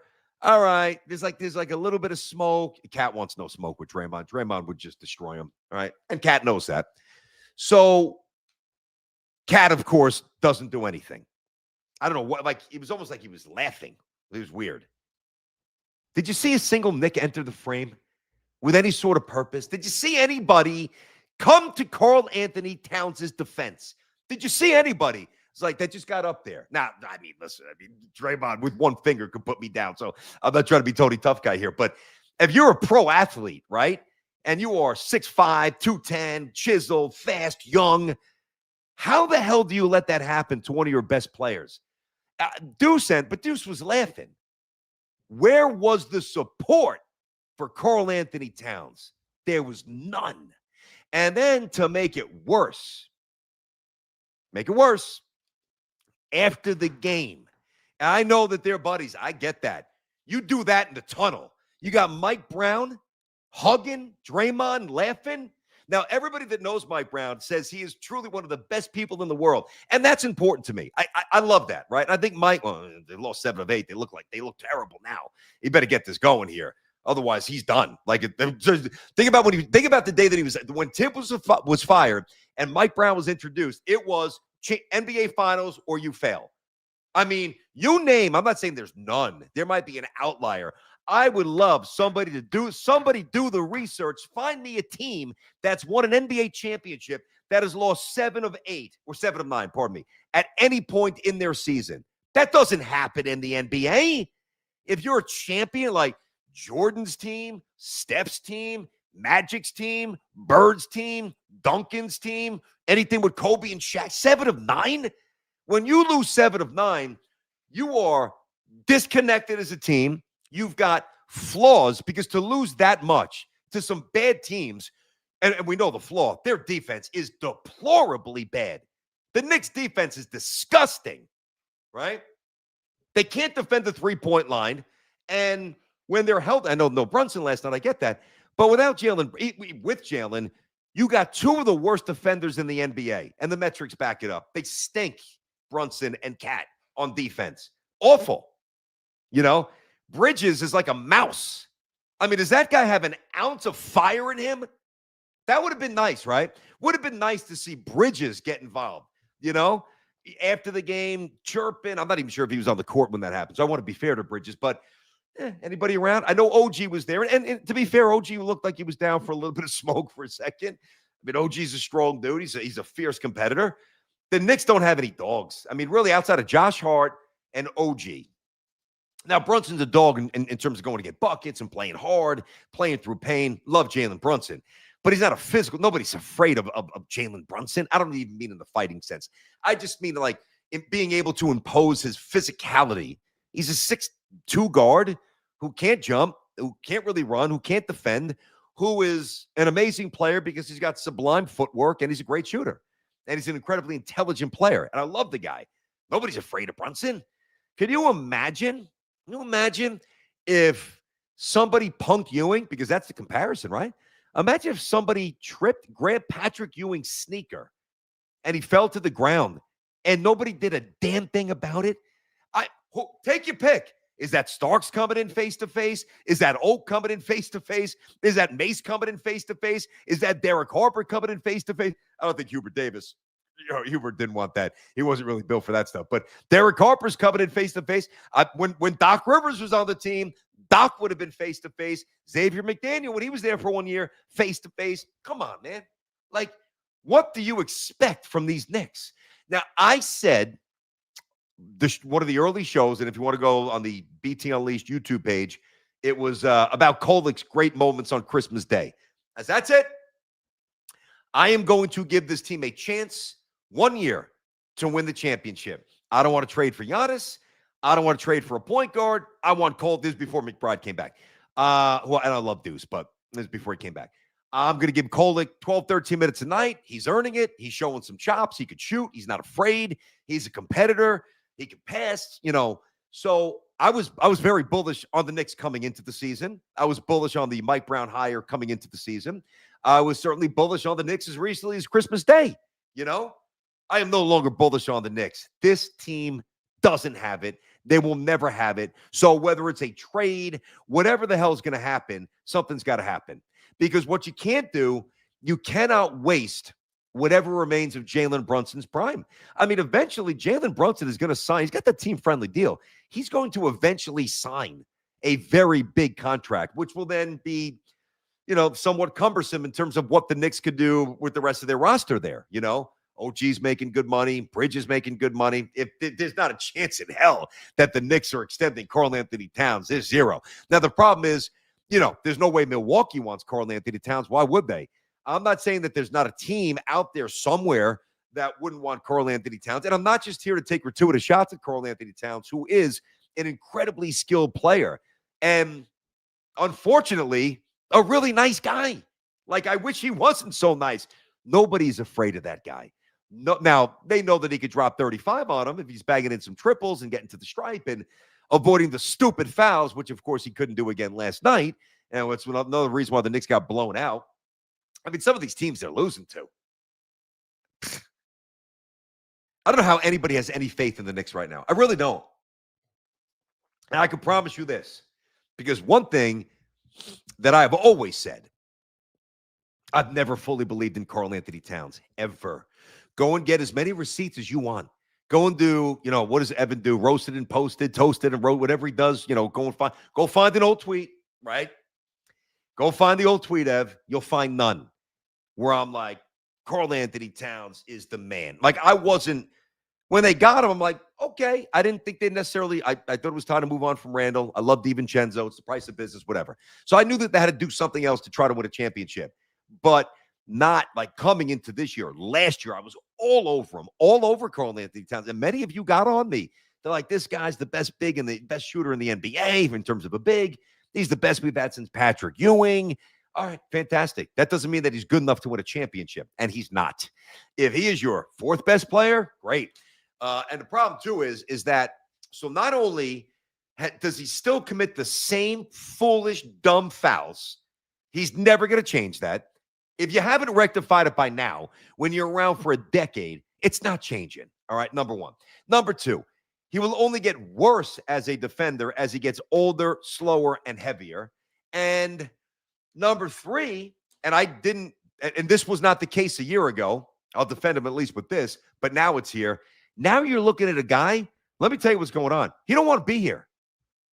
Karl-Anthony Towns does not want to be here. He is now disengaged. And that goes back to, just sitting on the flop on the floor the other night with Sacramento. Last night, not bringing back. I'm not saying you throw a punch and get suspended for 10 games, but I mean, can you show a little more backbone than that? You know that this guy always talks shit about you. Any podcast, he's always in your face, and that's what you do. It's not emblematic of a championship team. And if Karl-Anthony Towns, not everybody's built that way, I get that, right? But if he's not built that way, then somebody around him needs to be built that way. Nothing. You can hear a pin drop. Oh, what's that? Draymond just disrespecting Cat? What else is new? All right. Let's go hit the showers. We're good. We're lost again. It's over for this Knicks team. We had nothing.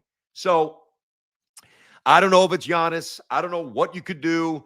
I would absolutely, without question, trade Karl-Anthony Towns before the deadline. You don't have a lot of picks to entice somebody to make that trade. You're going to have some problems there. You fired your main bullets with the Bridges stuff, with the Nets and all the picks there. Bridges ain't that guy. Never going to be that guy. He's too disengaged as well. You just got too many guys who are like robots out there. There's no passion. There's no emotion. Now, you can't have five guys like that. Otherwise, it's going to be, you kind of eating each other up. But you just need a few more pit bulls. Right now, you watch the Knicks, and they are a bunch of chihuahuas. They're a bunch of lap dogs, where if they're not getting fed milk by mommy and a little fancy collar and a little blanket by the fireplace, God forbid if they stumble out to the street, they ain't going to make it very long. That's the kind of dogs that the Knicks have. I said before, they have no dogs. No, they got dogs. They got the wrong kind. They got passive dogs who want to stay inside and not mix it up outside. And you don't win that way. That if the talent is so amazingly over the top, like irrefutably the best, Well, okay. Maybe that's a recipe to win. It ain't. It's not. It's really not. So disappointed in the Knicks. And I'm really disappointed too in Mike Brown. Like, again, the optics of hugging him. You know what's going on. You know what transpired during the game. You know the cat, I'm sure, in the huddle is still kind of, angered by what happened or however he processes his emotion. I'm sure it's communicated in the huddle. I mean, if not, then that's an even bigger issue. So I'm sure it's communicated.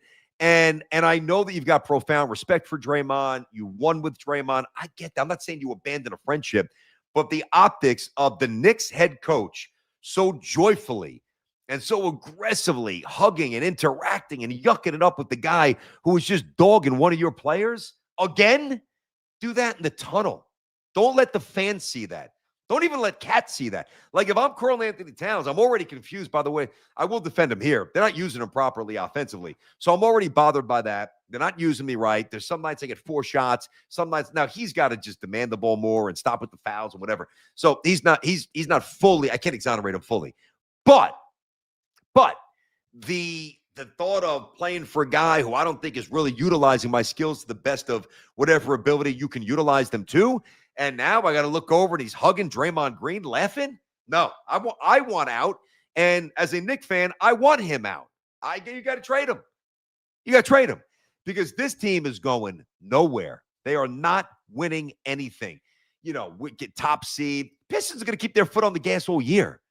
All year, And I wasn't even overly consumed with the top seed because I thought at one point that the Knicks had enough where like they did last year, winning in Detroit. You go to Detroit or Boston or whomever you have to play in the playoffs here. And I did with Brunson being Brunson and Cat scoring some points and Hart doing his thing and the 2 wings and Deuce coming off the bench and a deeper bench and some more scorers. I'm like, all right, that's the kind of team that doesn't need to play a swing game at the Garden to advance. But now, I'm just questioning the overall character of the New York Knicks. I'm questioning the heart of the New York Knicks. I'm questioning the want of the Knicks. They just don't seem incredibly bothered by what's going on. Even if the Knicks were on a 5-game win streak, all right, they're on a, which they're not, they've lost 7 of 9. But say if they had won 5 straight and that situation happened with Cat last night and nobody came to his defense and Mike Brown hugging him, I'd still say, even if somebody tried to present it come on, man, they're playing great, they're doing this, they're fine, I think you're overreacting, I'd say, no, I still think that probably portends bad things down the road because that's a sign that they're not really united. But, yeah, all right, they are playing really well, so I'm not going to make a huge deal out of it. When you lose 7 of 9, and you don't play every day in baseball, like you do in baseball, so I don't know if I had to take a guess, the 9 games have encompassed 20-something days. That's almost a full month, really, to be carrying around, subpar play as baggage when you get on a plane or when you come out on the Garden floor. And you would think, if nothing else, that would be the impetus. Oh, well, Draymond's talking smack again. All right, let's go. I'm tired of losing. He's picking on Cat again. This has to end. That's what teams with pride do. That's what championship teams do. Right now, you ask me, Knicks, 2nd round, gone. And if it's the wrong matchup, 1st round, not off the table. They are closer, in my opinion, right now, to being bounced in round 1 than they are getting to the NBA Finals. No, they are wildly disappointing here. All right, let me see if we got some stuff here on the Knicks. I got to just get a lot of messages here, guys. Let's see what we got. Oh, there's a ton here, man. Okay, how about this here? What did Michael Baker say? Listen, obviously you want to hit some of that Met stuff as well. What's up, Mike? Mike Baker, 7308. Maybe we should wait till spring. Every Met fan loved the Stearns hire. Didn't win a thing with Pete. No, I agree. I'm not really all over Stearns today. My only thing is, and I think it's part of the conversation, Michael, and I appreciate the chat there. Thanks, buddy. When you look at somebody getting $60 million and $240, and the Mets were willing to go to 55, and they weren't willing to stretch the boundaries of what they would do for Pete. And I know Pete's a flawed player. I've said that before anybody, but it's questionable. Now, is that a Stearns thing? Is that a Cohen thing? Is that a little split down the middle? I think it's more Stearns. I think if Stearns, I can't prove this, but I think if Stearns went to Cohen and said, a matter of fact, I'm almost positive this will be the case. If Stearns was like, hey, Stevie, Pete, 40 bombs, irreplaceable, heart of the team, whatever, however he positioned it. Orioles are coming at 5. We got to get him at 6. There's no way we can let him leave. We cannot win without him. Well, they haven't won with him. All right. So that's why it's easy to let him go. But processing it under the prism of what Tucker just got, I understand that. But still, I'm going to let Stearns finish the offseason here. There's a lot of, I don't want Valdez. You didn't get Suarez. Maybe you trade for Peralta. Maybe you get Skubal. Maybe you pivot to Bichette. Maybe you get Bellinger. Like I am, I said this the other day, as I've gotten older, I don't just react to stuff before. I mean, sometimes you have to because you're doing a show. You can't always have a conclusion. Sometimes you have to react as things are going on. And I love doing that.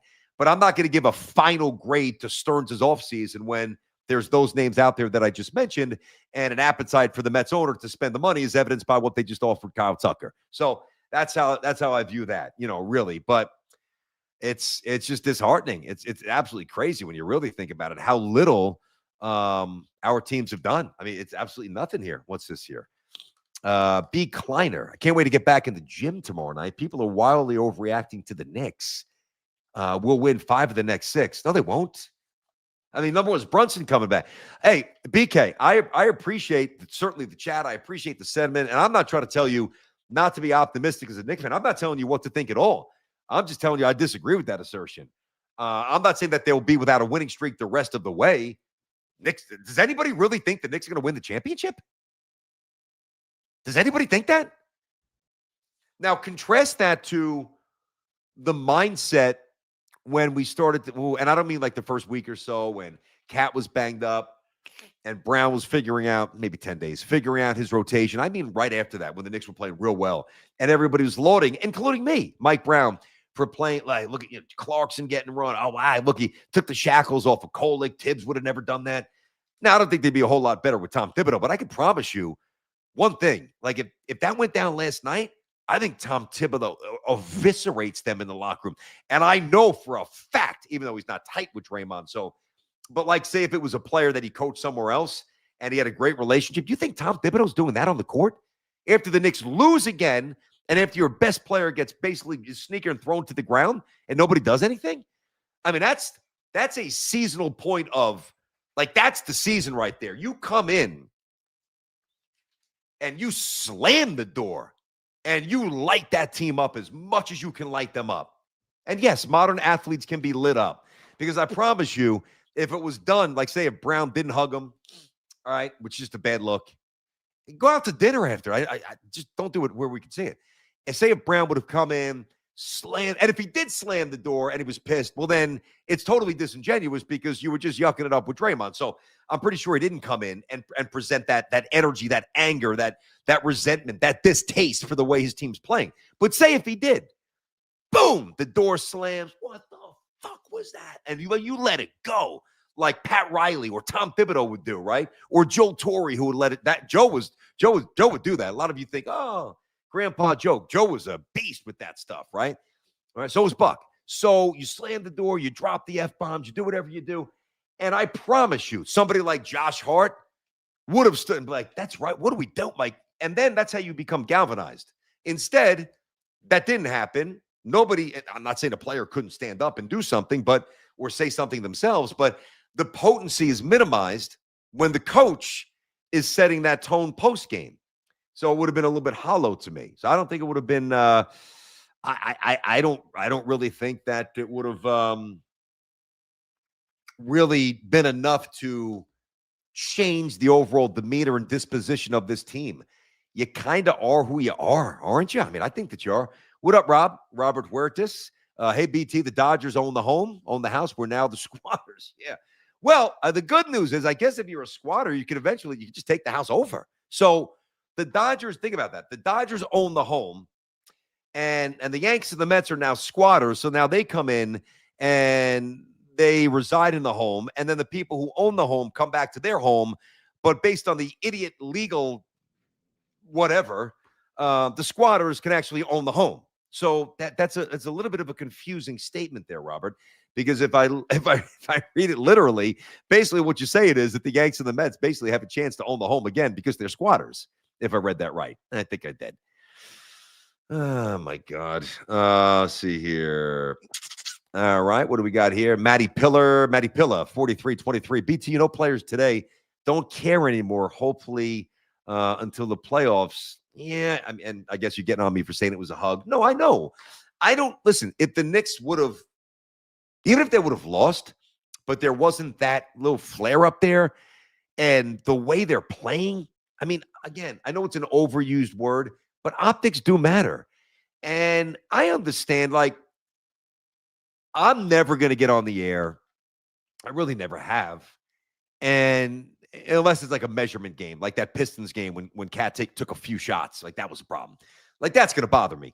I'm not going to get on the air. 1 of 82. All right, Knicks didn't have it, didn't get back transition defense, got in late night before, been on a road trip, heavy legs. I understand. I understand the intensity in the playoffs is always going to be significantly more than the regular season. So I'm not going to bark at the moon and scream for change when I long ago, unfortunately, understood that that's what it's morphed into. No, it's not that. It's so that's really not what I'm reacting to, guys. Not at all. At all. All right, what is this here? We got the Landy Lodge. What's going? That's a new one. Subpar attendance. I was about the Mets. All right. Off-season signed 2025, record-breaking attendance. I like the way you structure that. There you go. Off-season, 0. Cohen better hope fans don't have pattern recognition.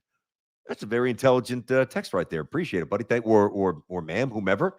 Thanks for riding in there. Oh, before I really respond to that, do me a favor, guys. Whether it's a super chat, whether it's regular, I said this yesterday. Nobody's really doing it. Let me know where you are coming in from. I want to know where you guys are coming in from. All right, because that gives me a chance. Sometimes if I see, you're in a certain town or a certain state, maybe it generates a story that I can kind of break away from the sports stuff and kind of get into something else. I also want to get a sense of where you guys are checking in from.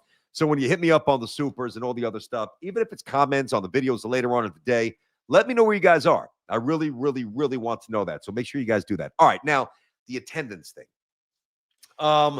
Yeah, let's face it. Steve Cohen called you guys out last year. Hey, I'm doing my job, basically. Where are you guys? You got to start doing your job. And you do your job by showing up. I agreed with Steve Cohen. I thought that Steve was well within his rights. I thought he was, more importantly, absolutely right in how he approached the situation. If I just got you Juan Soto, I'm going to need more than 16,000 people here on a Tuesday night against the Marlins during the pennant race. Like, you can say whatever you want to say about the Yankees not doing things the way they used to, and that is absolutely true. They want to win. They don't need to win like oxygen the way that they once used to, and that's a separate issue, but it's a true one.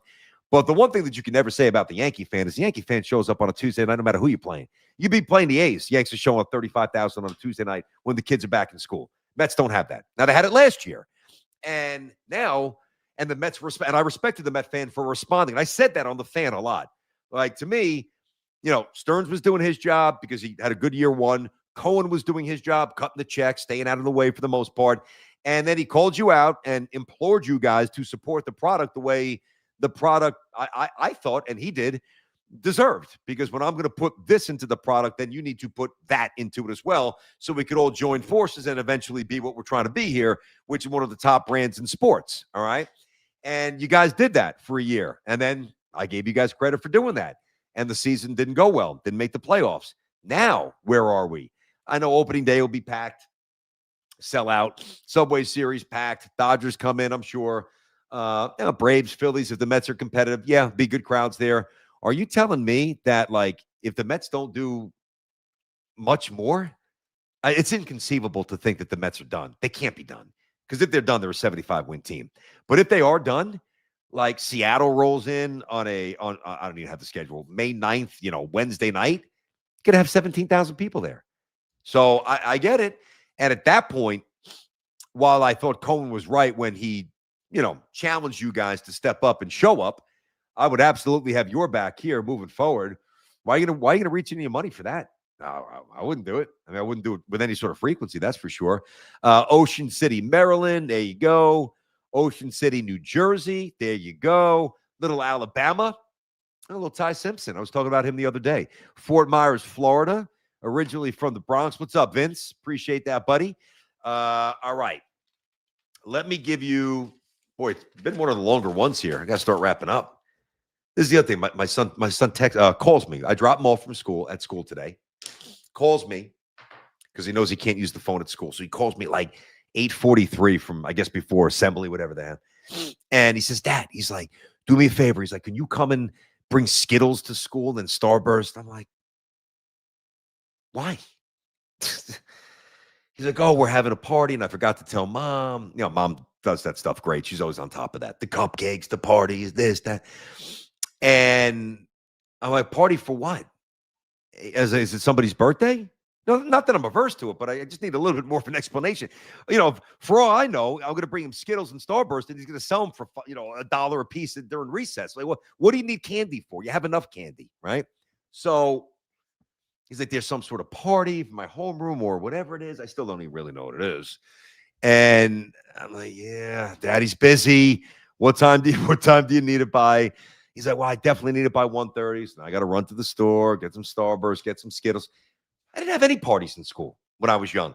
Never in high school, that's for sure. In grammar school, we would like early, like first and second. I went to Catholic grammar school, so it was certain like Wednesdays. We would have half a days on Wednesdays because the public school kids would come and they would get their religious education on Wednesdays, which meant we would get out at 12:30, which meant we can run wild in the park, which was they talk about having freedom, and it was no phones. Parents like go do whatever you want, and we would have cupcakes in like first and second grade for sure.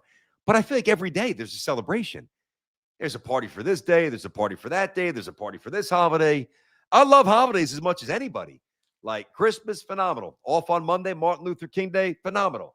You know, oh, great. Off day, short Thanksgiving week, absolutely, yeah.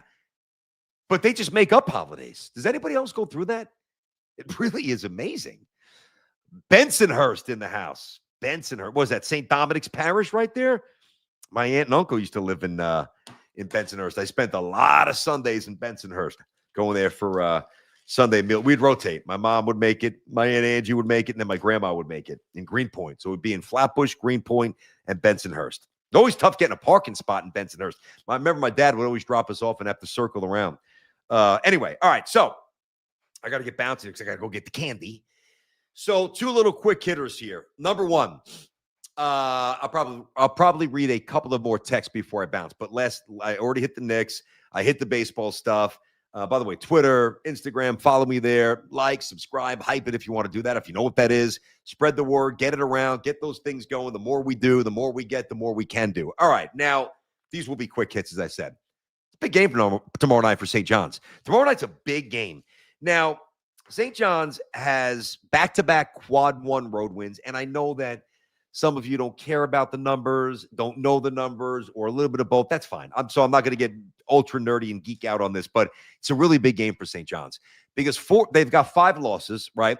Basically, every one of them was to a really good team, except Providence. That was a bad loss there, but they've recovered nicely. And they've lost to teams with really good resumes, like top resumes, right? So it's not going to hurt them as long as they continue to win on Selection Sunday. But of the 5 losses, 4 have been to quad ones. All right, so if there's such a thing as a good loss, they've had a few of those. Now, to me, you look at Villanova, and that's who they're playing tomorrow night. Willard's a good coach. I think he's the kind of coach myself. I was talking to Patino about this yesterday. He's the kind of coach that I think should be at a basketball. I know Villanova has football, but you know what I mean. Like high level, big money football, like Maryland.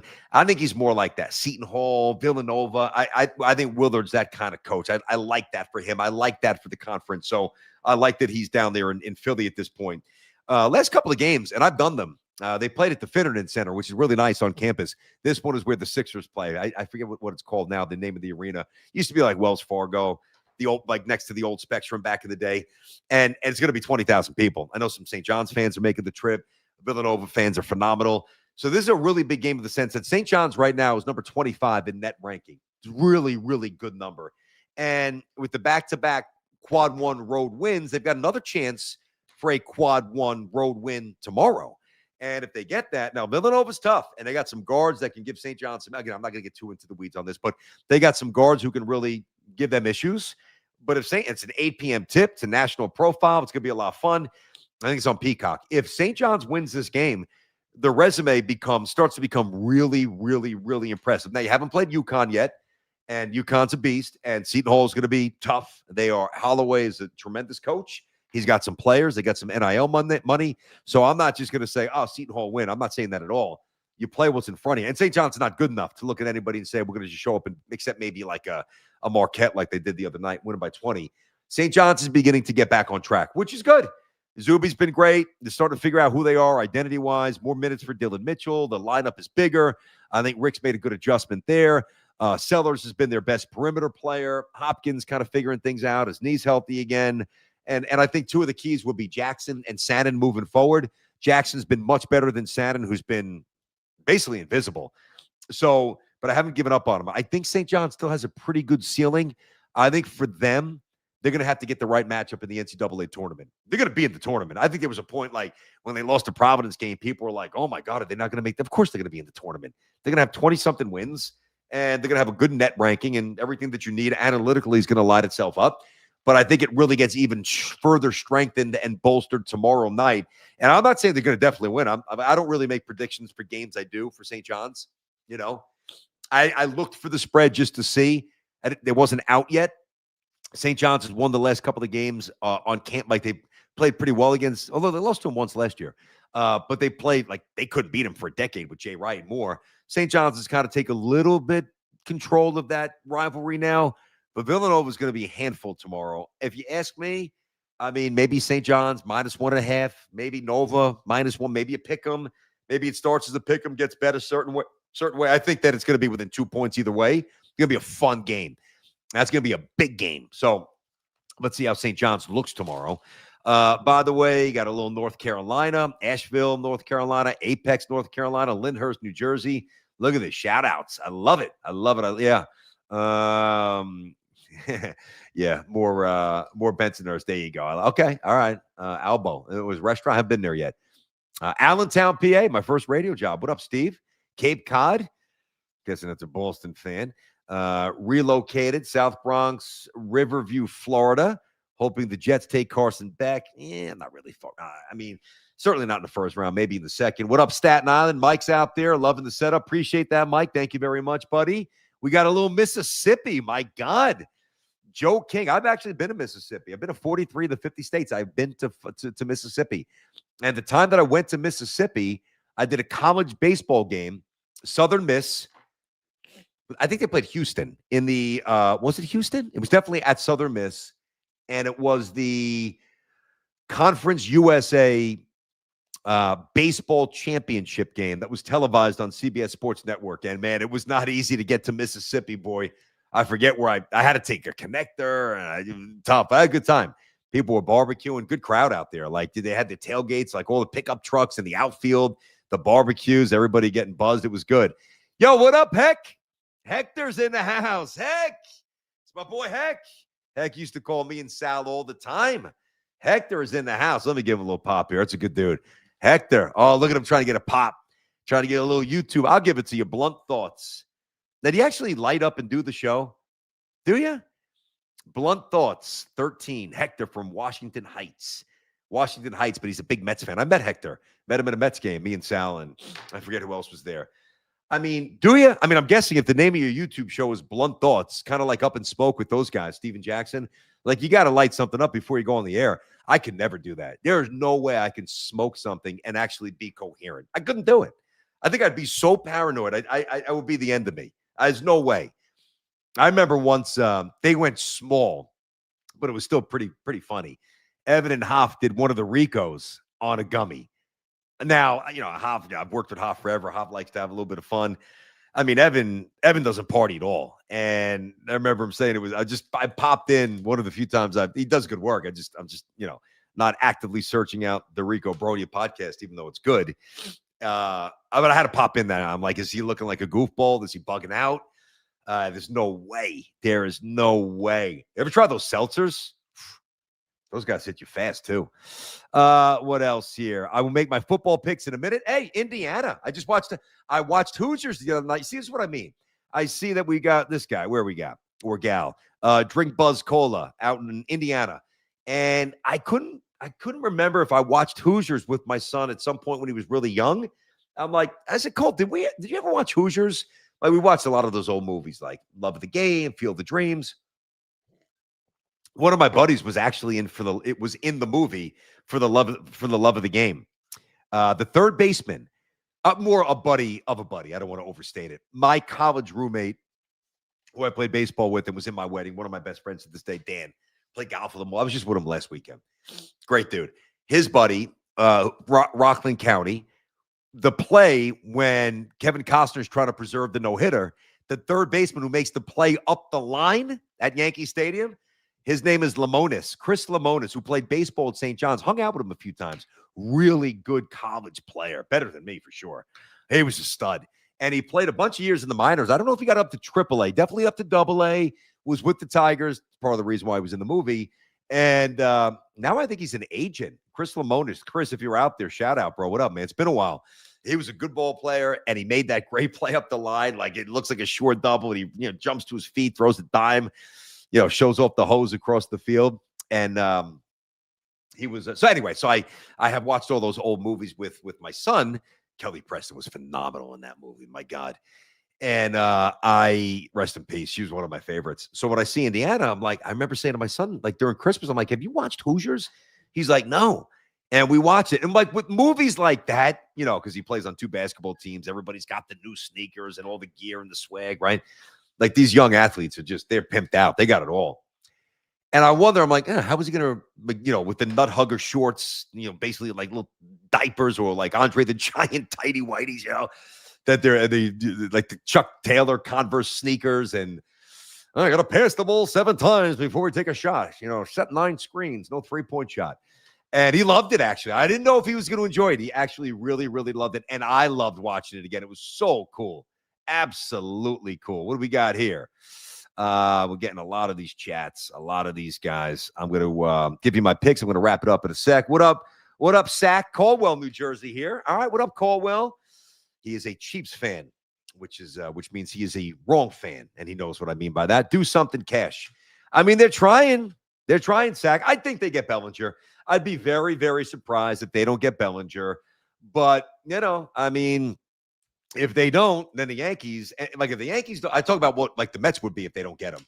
If the Mets don't do something, they missed out on Tucker. If the Mets don't do anything, like what are the Yankees going to be if they don't get Bellinger? And I don't think that they'll whiff on him. I'm just saying, if they don't get Belly and they're not going to get Bichette, he's not coming here. I mean, they're going to try to trade for Peralta. And there's a chance they might get him, but I think he's going to wind up with the Mets. Like, what if the Yankees don't do anything? What if the Yankees opening day lineup is Rice, Jazz, Caballero, McMahon, Wells, Dominguez or Jones, probably Dominguez, and then obviously Grisham and Judge and Stanton.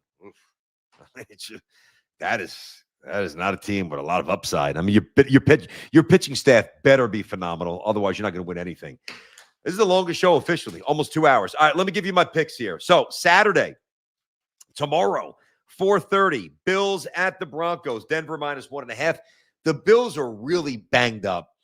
My heart, I know I'm so conflicted here as a Jet fan because I really do love Josh Allen, and I really would love to see Josh Allen. I'd much rather watch Josh Allen playing the Super Bowl than Bo Nix. Like, when we get to the Super Bowl, I want to see all-time quarterbacks or quarterbacks who have a chance to be all-time, and obviously if you win the Super Bowl or you get to the Super Bowl, that elevates the profile. I just, even if Bo Nix gets there and wins, I think he's going to be – maybe I'm wrong. I think he's going to be more like the Flacco type than – the superstar quarterback who is now going to win a couple and go down as one of the best. He's not that guy where Josh Allen is. But the Bills are really banged up. Broncos defense is great. It's at home in the altitude. They're well rested. Oh, man. My heart says go Bills. My money says Broncos cover the number. Give me Denver -1.5. All right, that's Saturday, 4:30.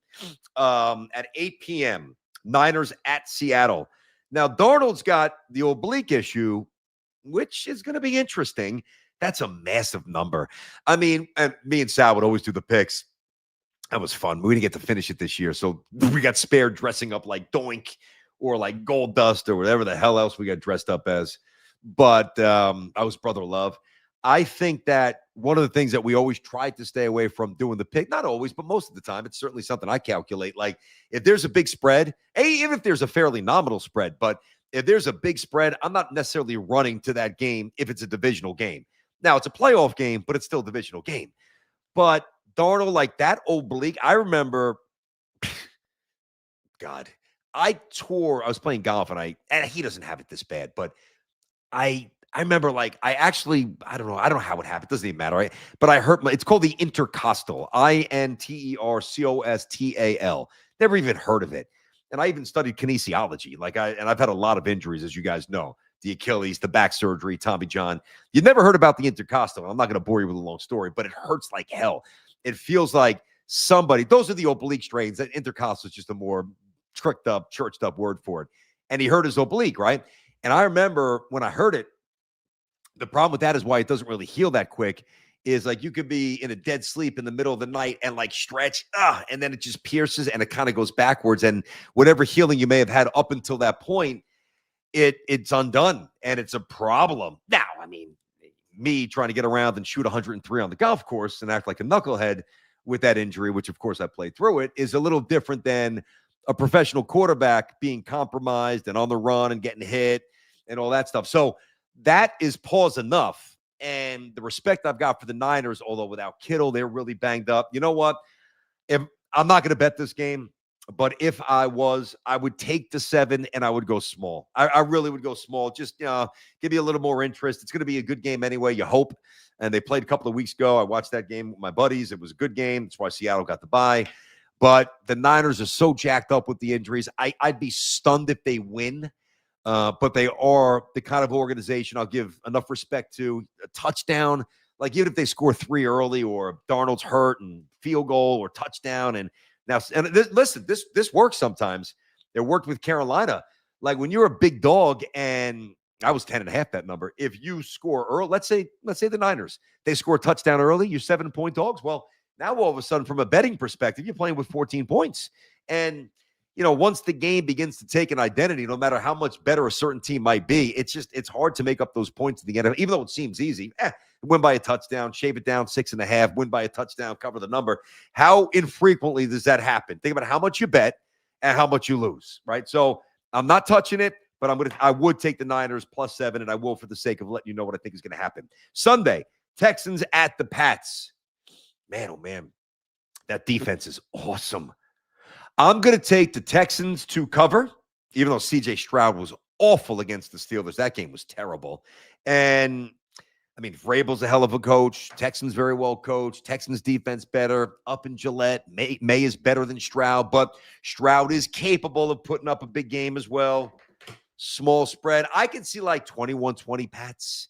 Hell, depending upon the weather, I could even see like 13. Oh, that's a little bit low. 17-14. You probably wind up getting a push here, but I would take the 3 from a Houston betting perspective. And then the Rams at the Bears. I'm taking the Bears getting 3.5 at home. I'm going to ride the home dog. So, as I like to say, in summation, I just got to start playing the music. And when I start tricking out these, the show with the music and the graphics and the bells and the whistles, the betting segment's going to be phenomenal. I mean, I love doing this stuff. All right, so I'm hoping the Bills win. Don't think they will. Broncos -1.5. Give me the Niners +7. Give me the Texans +3. Narrow Pats win. And give me the Bears +3.5. Give me the Bears on the money line. I'm gonna sprinkle some of that on as well. I feel really good about the cover, less about the win. But hell, if you're in the neighborhood of covering the 3.5, why not throw a little C note or whatever you think? We're 50 on the plus side there. Try to win with and just have a really big night. So those are the picks. Awesome stuff today, guys. Great comments. Really good job by you. Get out there, spread the word. BT Unleashed. Each day we grow. A little bit more. Contract is just about dotted for my producer. Not yet. He's got to have his guy look at it, which I obviously respect. I don't want to speak for him. I would fully expect that we are up and operational Monday with a producer, which will then enable me to really have the guest and do all the things I want to do. And, pop in, just make it easier on me. And then obviously the bells and the whistles, make the graphics look better. Obviously what's coming behind me as I build out the studio, as I've told you guys a million times. Wait a second. No way. No way. Did the Mets just sign Bichette? There is no freaking way. That's the other thing. If I had a producer, somebody could tell me that they just signed Bichette. You got to be kidding me. Where the hell is it? Why is it not popping up? The intrigue. I mean, everybody's saying it. 3 years. Wow. Holy shit. Wow. Why is this not updating? Kyle Tucker. Let me just go to Heyman instead of searching this like a crazy person. Jeez. All right, that's 2 hours ago. No, I don't see it. All right, I don't see it. Rosenthal. All right, now I'm getting. Let me jump through hoops here. This is riveting stuff. Kenny Rosenthal. Let's make sure we're not getting ball sacked here. But Will Salmon. Now, Will Salmon's been really good with this stuff. Breaking 2 minutes ago. The Mets and Bo Bichette. There's no fucking way that this is real. Are in agreement on a 3-year deal, according to The Athletic. Good job by them. Wow. I can't end the show now. Whoa. All right. You know what? We got a little juice, ladies and gentlemen. I wish he was going to the Bronx, but I can do the dance. Not about the Yankees now. That's phenomenal. Let me tell you something right now. Now, I don't know exactly what the terms are. It looks like it's 3 years. I got to learn about the opt-outs. I got to see how much money it is. I would rather have Bo Bichette for the Mets than Kyle Tucker. I really would. And I was just talking about this earlier. Now, all right, let's go through this here. All right. Oh, man, do I love this stuff. I live for this stuff. First, second, short, third. Let me get here. All right, so we got Polanco, first base. We have Simeon at second base. You got Lindor at short. I'm gonna walk through this. I'm gonna put Bichette at third base right now. My goodness, wow, good for them. Taking a swing. The Yankees couldn't do that. All right. So now, I mean, this opens up a million possibilities. All right. If you're gonna put Bichette at third base, well, now obviously you have to either think about trading Beatty, who would get you something. Beatty with one of these, not McLean, one of those young pitchers, going to get you something big. It's going to. Now, you could also put Beatty at first base. You could trade Vientos. I don't think Vientos has the appeal of Beatty, so that's not as appealing to me. Whatever. That's a possibility. All right, so they got Bichette. You're going to have Lindor. You're going to have Bichette. You're going to have Soto. 1, 2, 3. That is really good. And you're going to have a switch hitter, a righty, a lefty. Wow. 3 for 126, 42 AAV. Look at you guys helping me out. Bo to the Mets. Yeah. Oh, my God. By the way, now you want to throw in some real comments. I'll pop a few up. Now I got to stay a little bit here. I got to dig in. Now, the other thing it does is, I mean, is there a chance that the Mets just say, you know what? Fuck it. Bellinger. Let's go. We're going to sign Bellinger, and then we're going to trade for Peralta. Right? Is there a chance that could happen? Why not? Bellinger hasn't signed with anybody. Mets could use a center fielder. Mets could use a first baseman. So I don't want to go nuts here, but 1/3 of that equation, Bichette, Bellinger, Peralta, 1/3, 33 to 3%, check. And the other two are still attainable. One requires money, and then one's going to require the appetite to give up whatever you got to give up to Peralta. And you'd have to think that Stearns, given his familiarity with the Brewers, will be able to make this happen. Even though I know the Yanks are making a big push for Peralta as well. All right, let's just operate in fantasy land for a second here. So, say Yankees get Bellinger. I mean, Belly in center, Soto in right. And at that point, see, here's the other thing that this does too. The more sticks that you bring in, the more you can give Benj a real chance to win the job. And even if you don't, he's still going to get a chance to win the job. But you can, if you really believe in him as a player, I know Taylor's a very good defender. I get that. But you can't have Taylor playing every day. He's just not, you can't hit. So with the protection around Benj and a top-heavy lineup, well, if he proves himself in the spring, you could give him a 2-month runway to figure things out a little bit. And I'm like, listen, there's no guarantee that he's going to be the real deal, but why can't he be? Like, think about what you were thinking about the Mets last night, even though the Mets were aggressive. And I think you had to get on, like, you couldn't crush the Mets for the offer like they tried. The Yankees didn't even try that with Tucker, right? But imagine if, like, Benj is really, really that guy. Like, if he's a really ready and capable young minor league player who comes here and seamlessly transitions, and they tell me he can play, well, they tell us he can play center field, and now you got Bellinger in left where he's terrific, and Bellinger in center is fine, but Bellinger in center, Bellinger in left, Benj in center, Soto in right, Bichette at third, Beatty at first, Lindor, Simeon, and then Polanco is a DH, Alvarez. I mean, now you got a chance to mess around. Well, now, he's still not going to beat the Dodgers. I mean, enjoy the moment signing Bichette. It would still take a miracle to beat the Dodgers, but I'm not even going to get wrapped up in that. First, win the division, all right? Because, again, as I said to start the show, there were 4 or 5 teams in baseball that won more regular season games than the Dodgers did last year. Yankees were one of them. Same with Toronto. Same with Philly. Same with the Brewers. So now the Dodgers won the World Series, and they got healthy at the right time, and they're adding Kyle Tucker, and, they're going to be an absolute juggernaut this year. But it's not basketball. It's not basketball where the best team's going to win. Like, there's randomness in baseball, as we've talked about forever. And right now, the New York Mets, who, when I started the show today, I thought was a 75-win team and a non-playoff team. Right now, all right, I'm not saying they're a 90-win team. Like, one player's not going to give you 10 wins like that. But now, all of a sudden, it's a lot more respectful. And now, all of a sudden, the door is open to go bonkers and to be that 90-something win team and really have a chance, if you get a little lucky and guys do their job and all that other stuff that has to happen, for the Mets to have a massive season. It's a good job by the Mets. I love Bichette. I mean, Bichette's everything that I know he's not a great fielder, but Lindor's playing short. And Lindor didn't have a great defensive year. I get that. But, I mean, this guy's clutch. This guy's a Met fan. You're going to love him.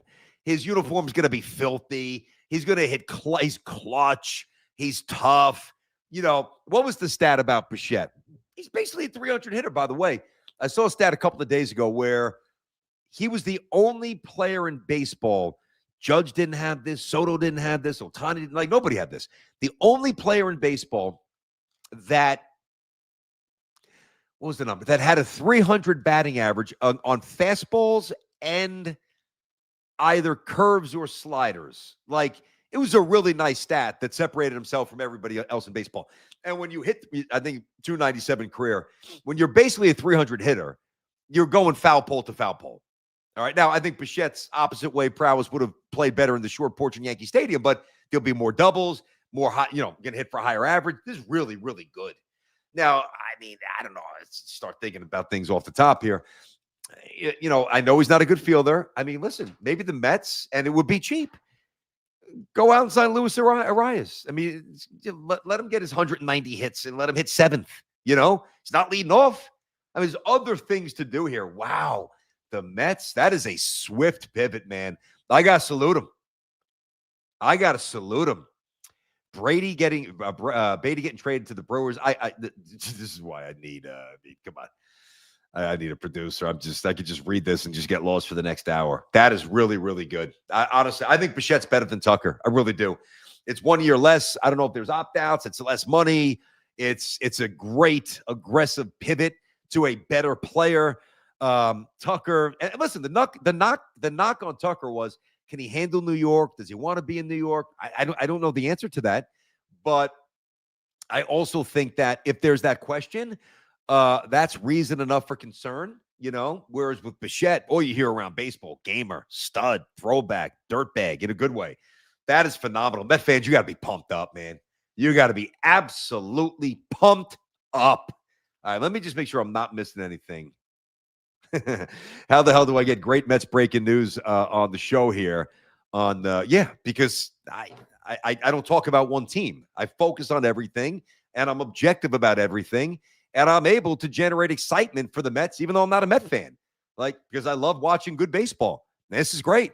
And then the other thing that now you can light one up off that, Hector. Knock yourself out. Light up a good one. Get that 20% THC.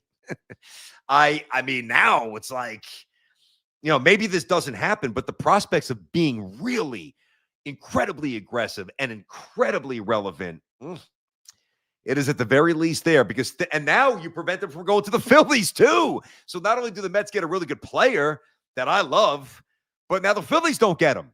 Oh, that's a win, boy. That is an absolute win. It's a masterclass pivot right there. Masterclass pivot. And now, maybe I got to be fair because Cohen had the tweet out there last night, something about the smoke. And then as soon as Tucker signed with the Dodgers, when that broke, I jumped in. I quote tweet. I said, "Is that enough smoke?" Well, and this morning on the show, I said when I started, I'm like, listen, if you're going to drop a tweet like that, you better know that he's coming. Like, have a little fun, play the game a little bit, do a little troll, and then 2 hours later, hey, look, Tucker a Met. Then that would have made sense. Maybe he knew or strongly surmised that, all right, hey, Tucker, you don't want us? We got this lined up, and nobody knows that we got it lined up. See, the best things are done stealthily.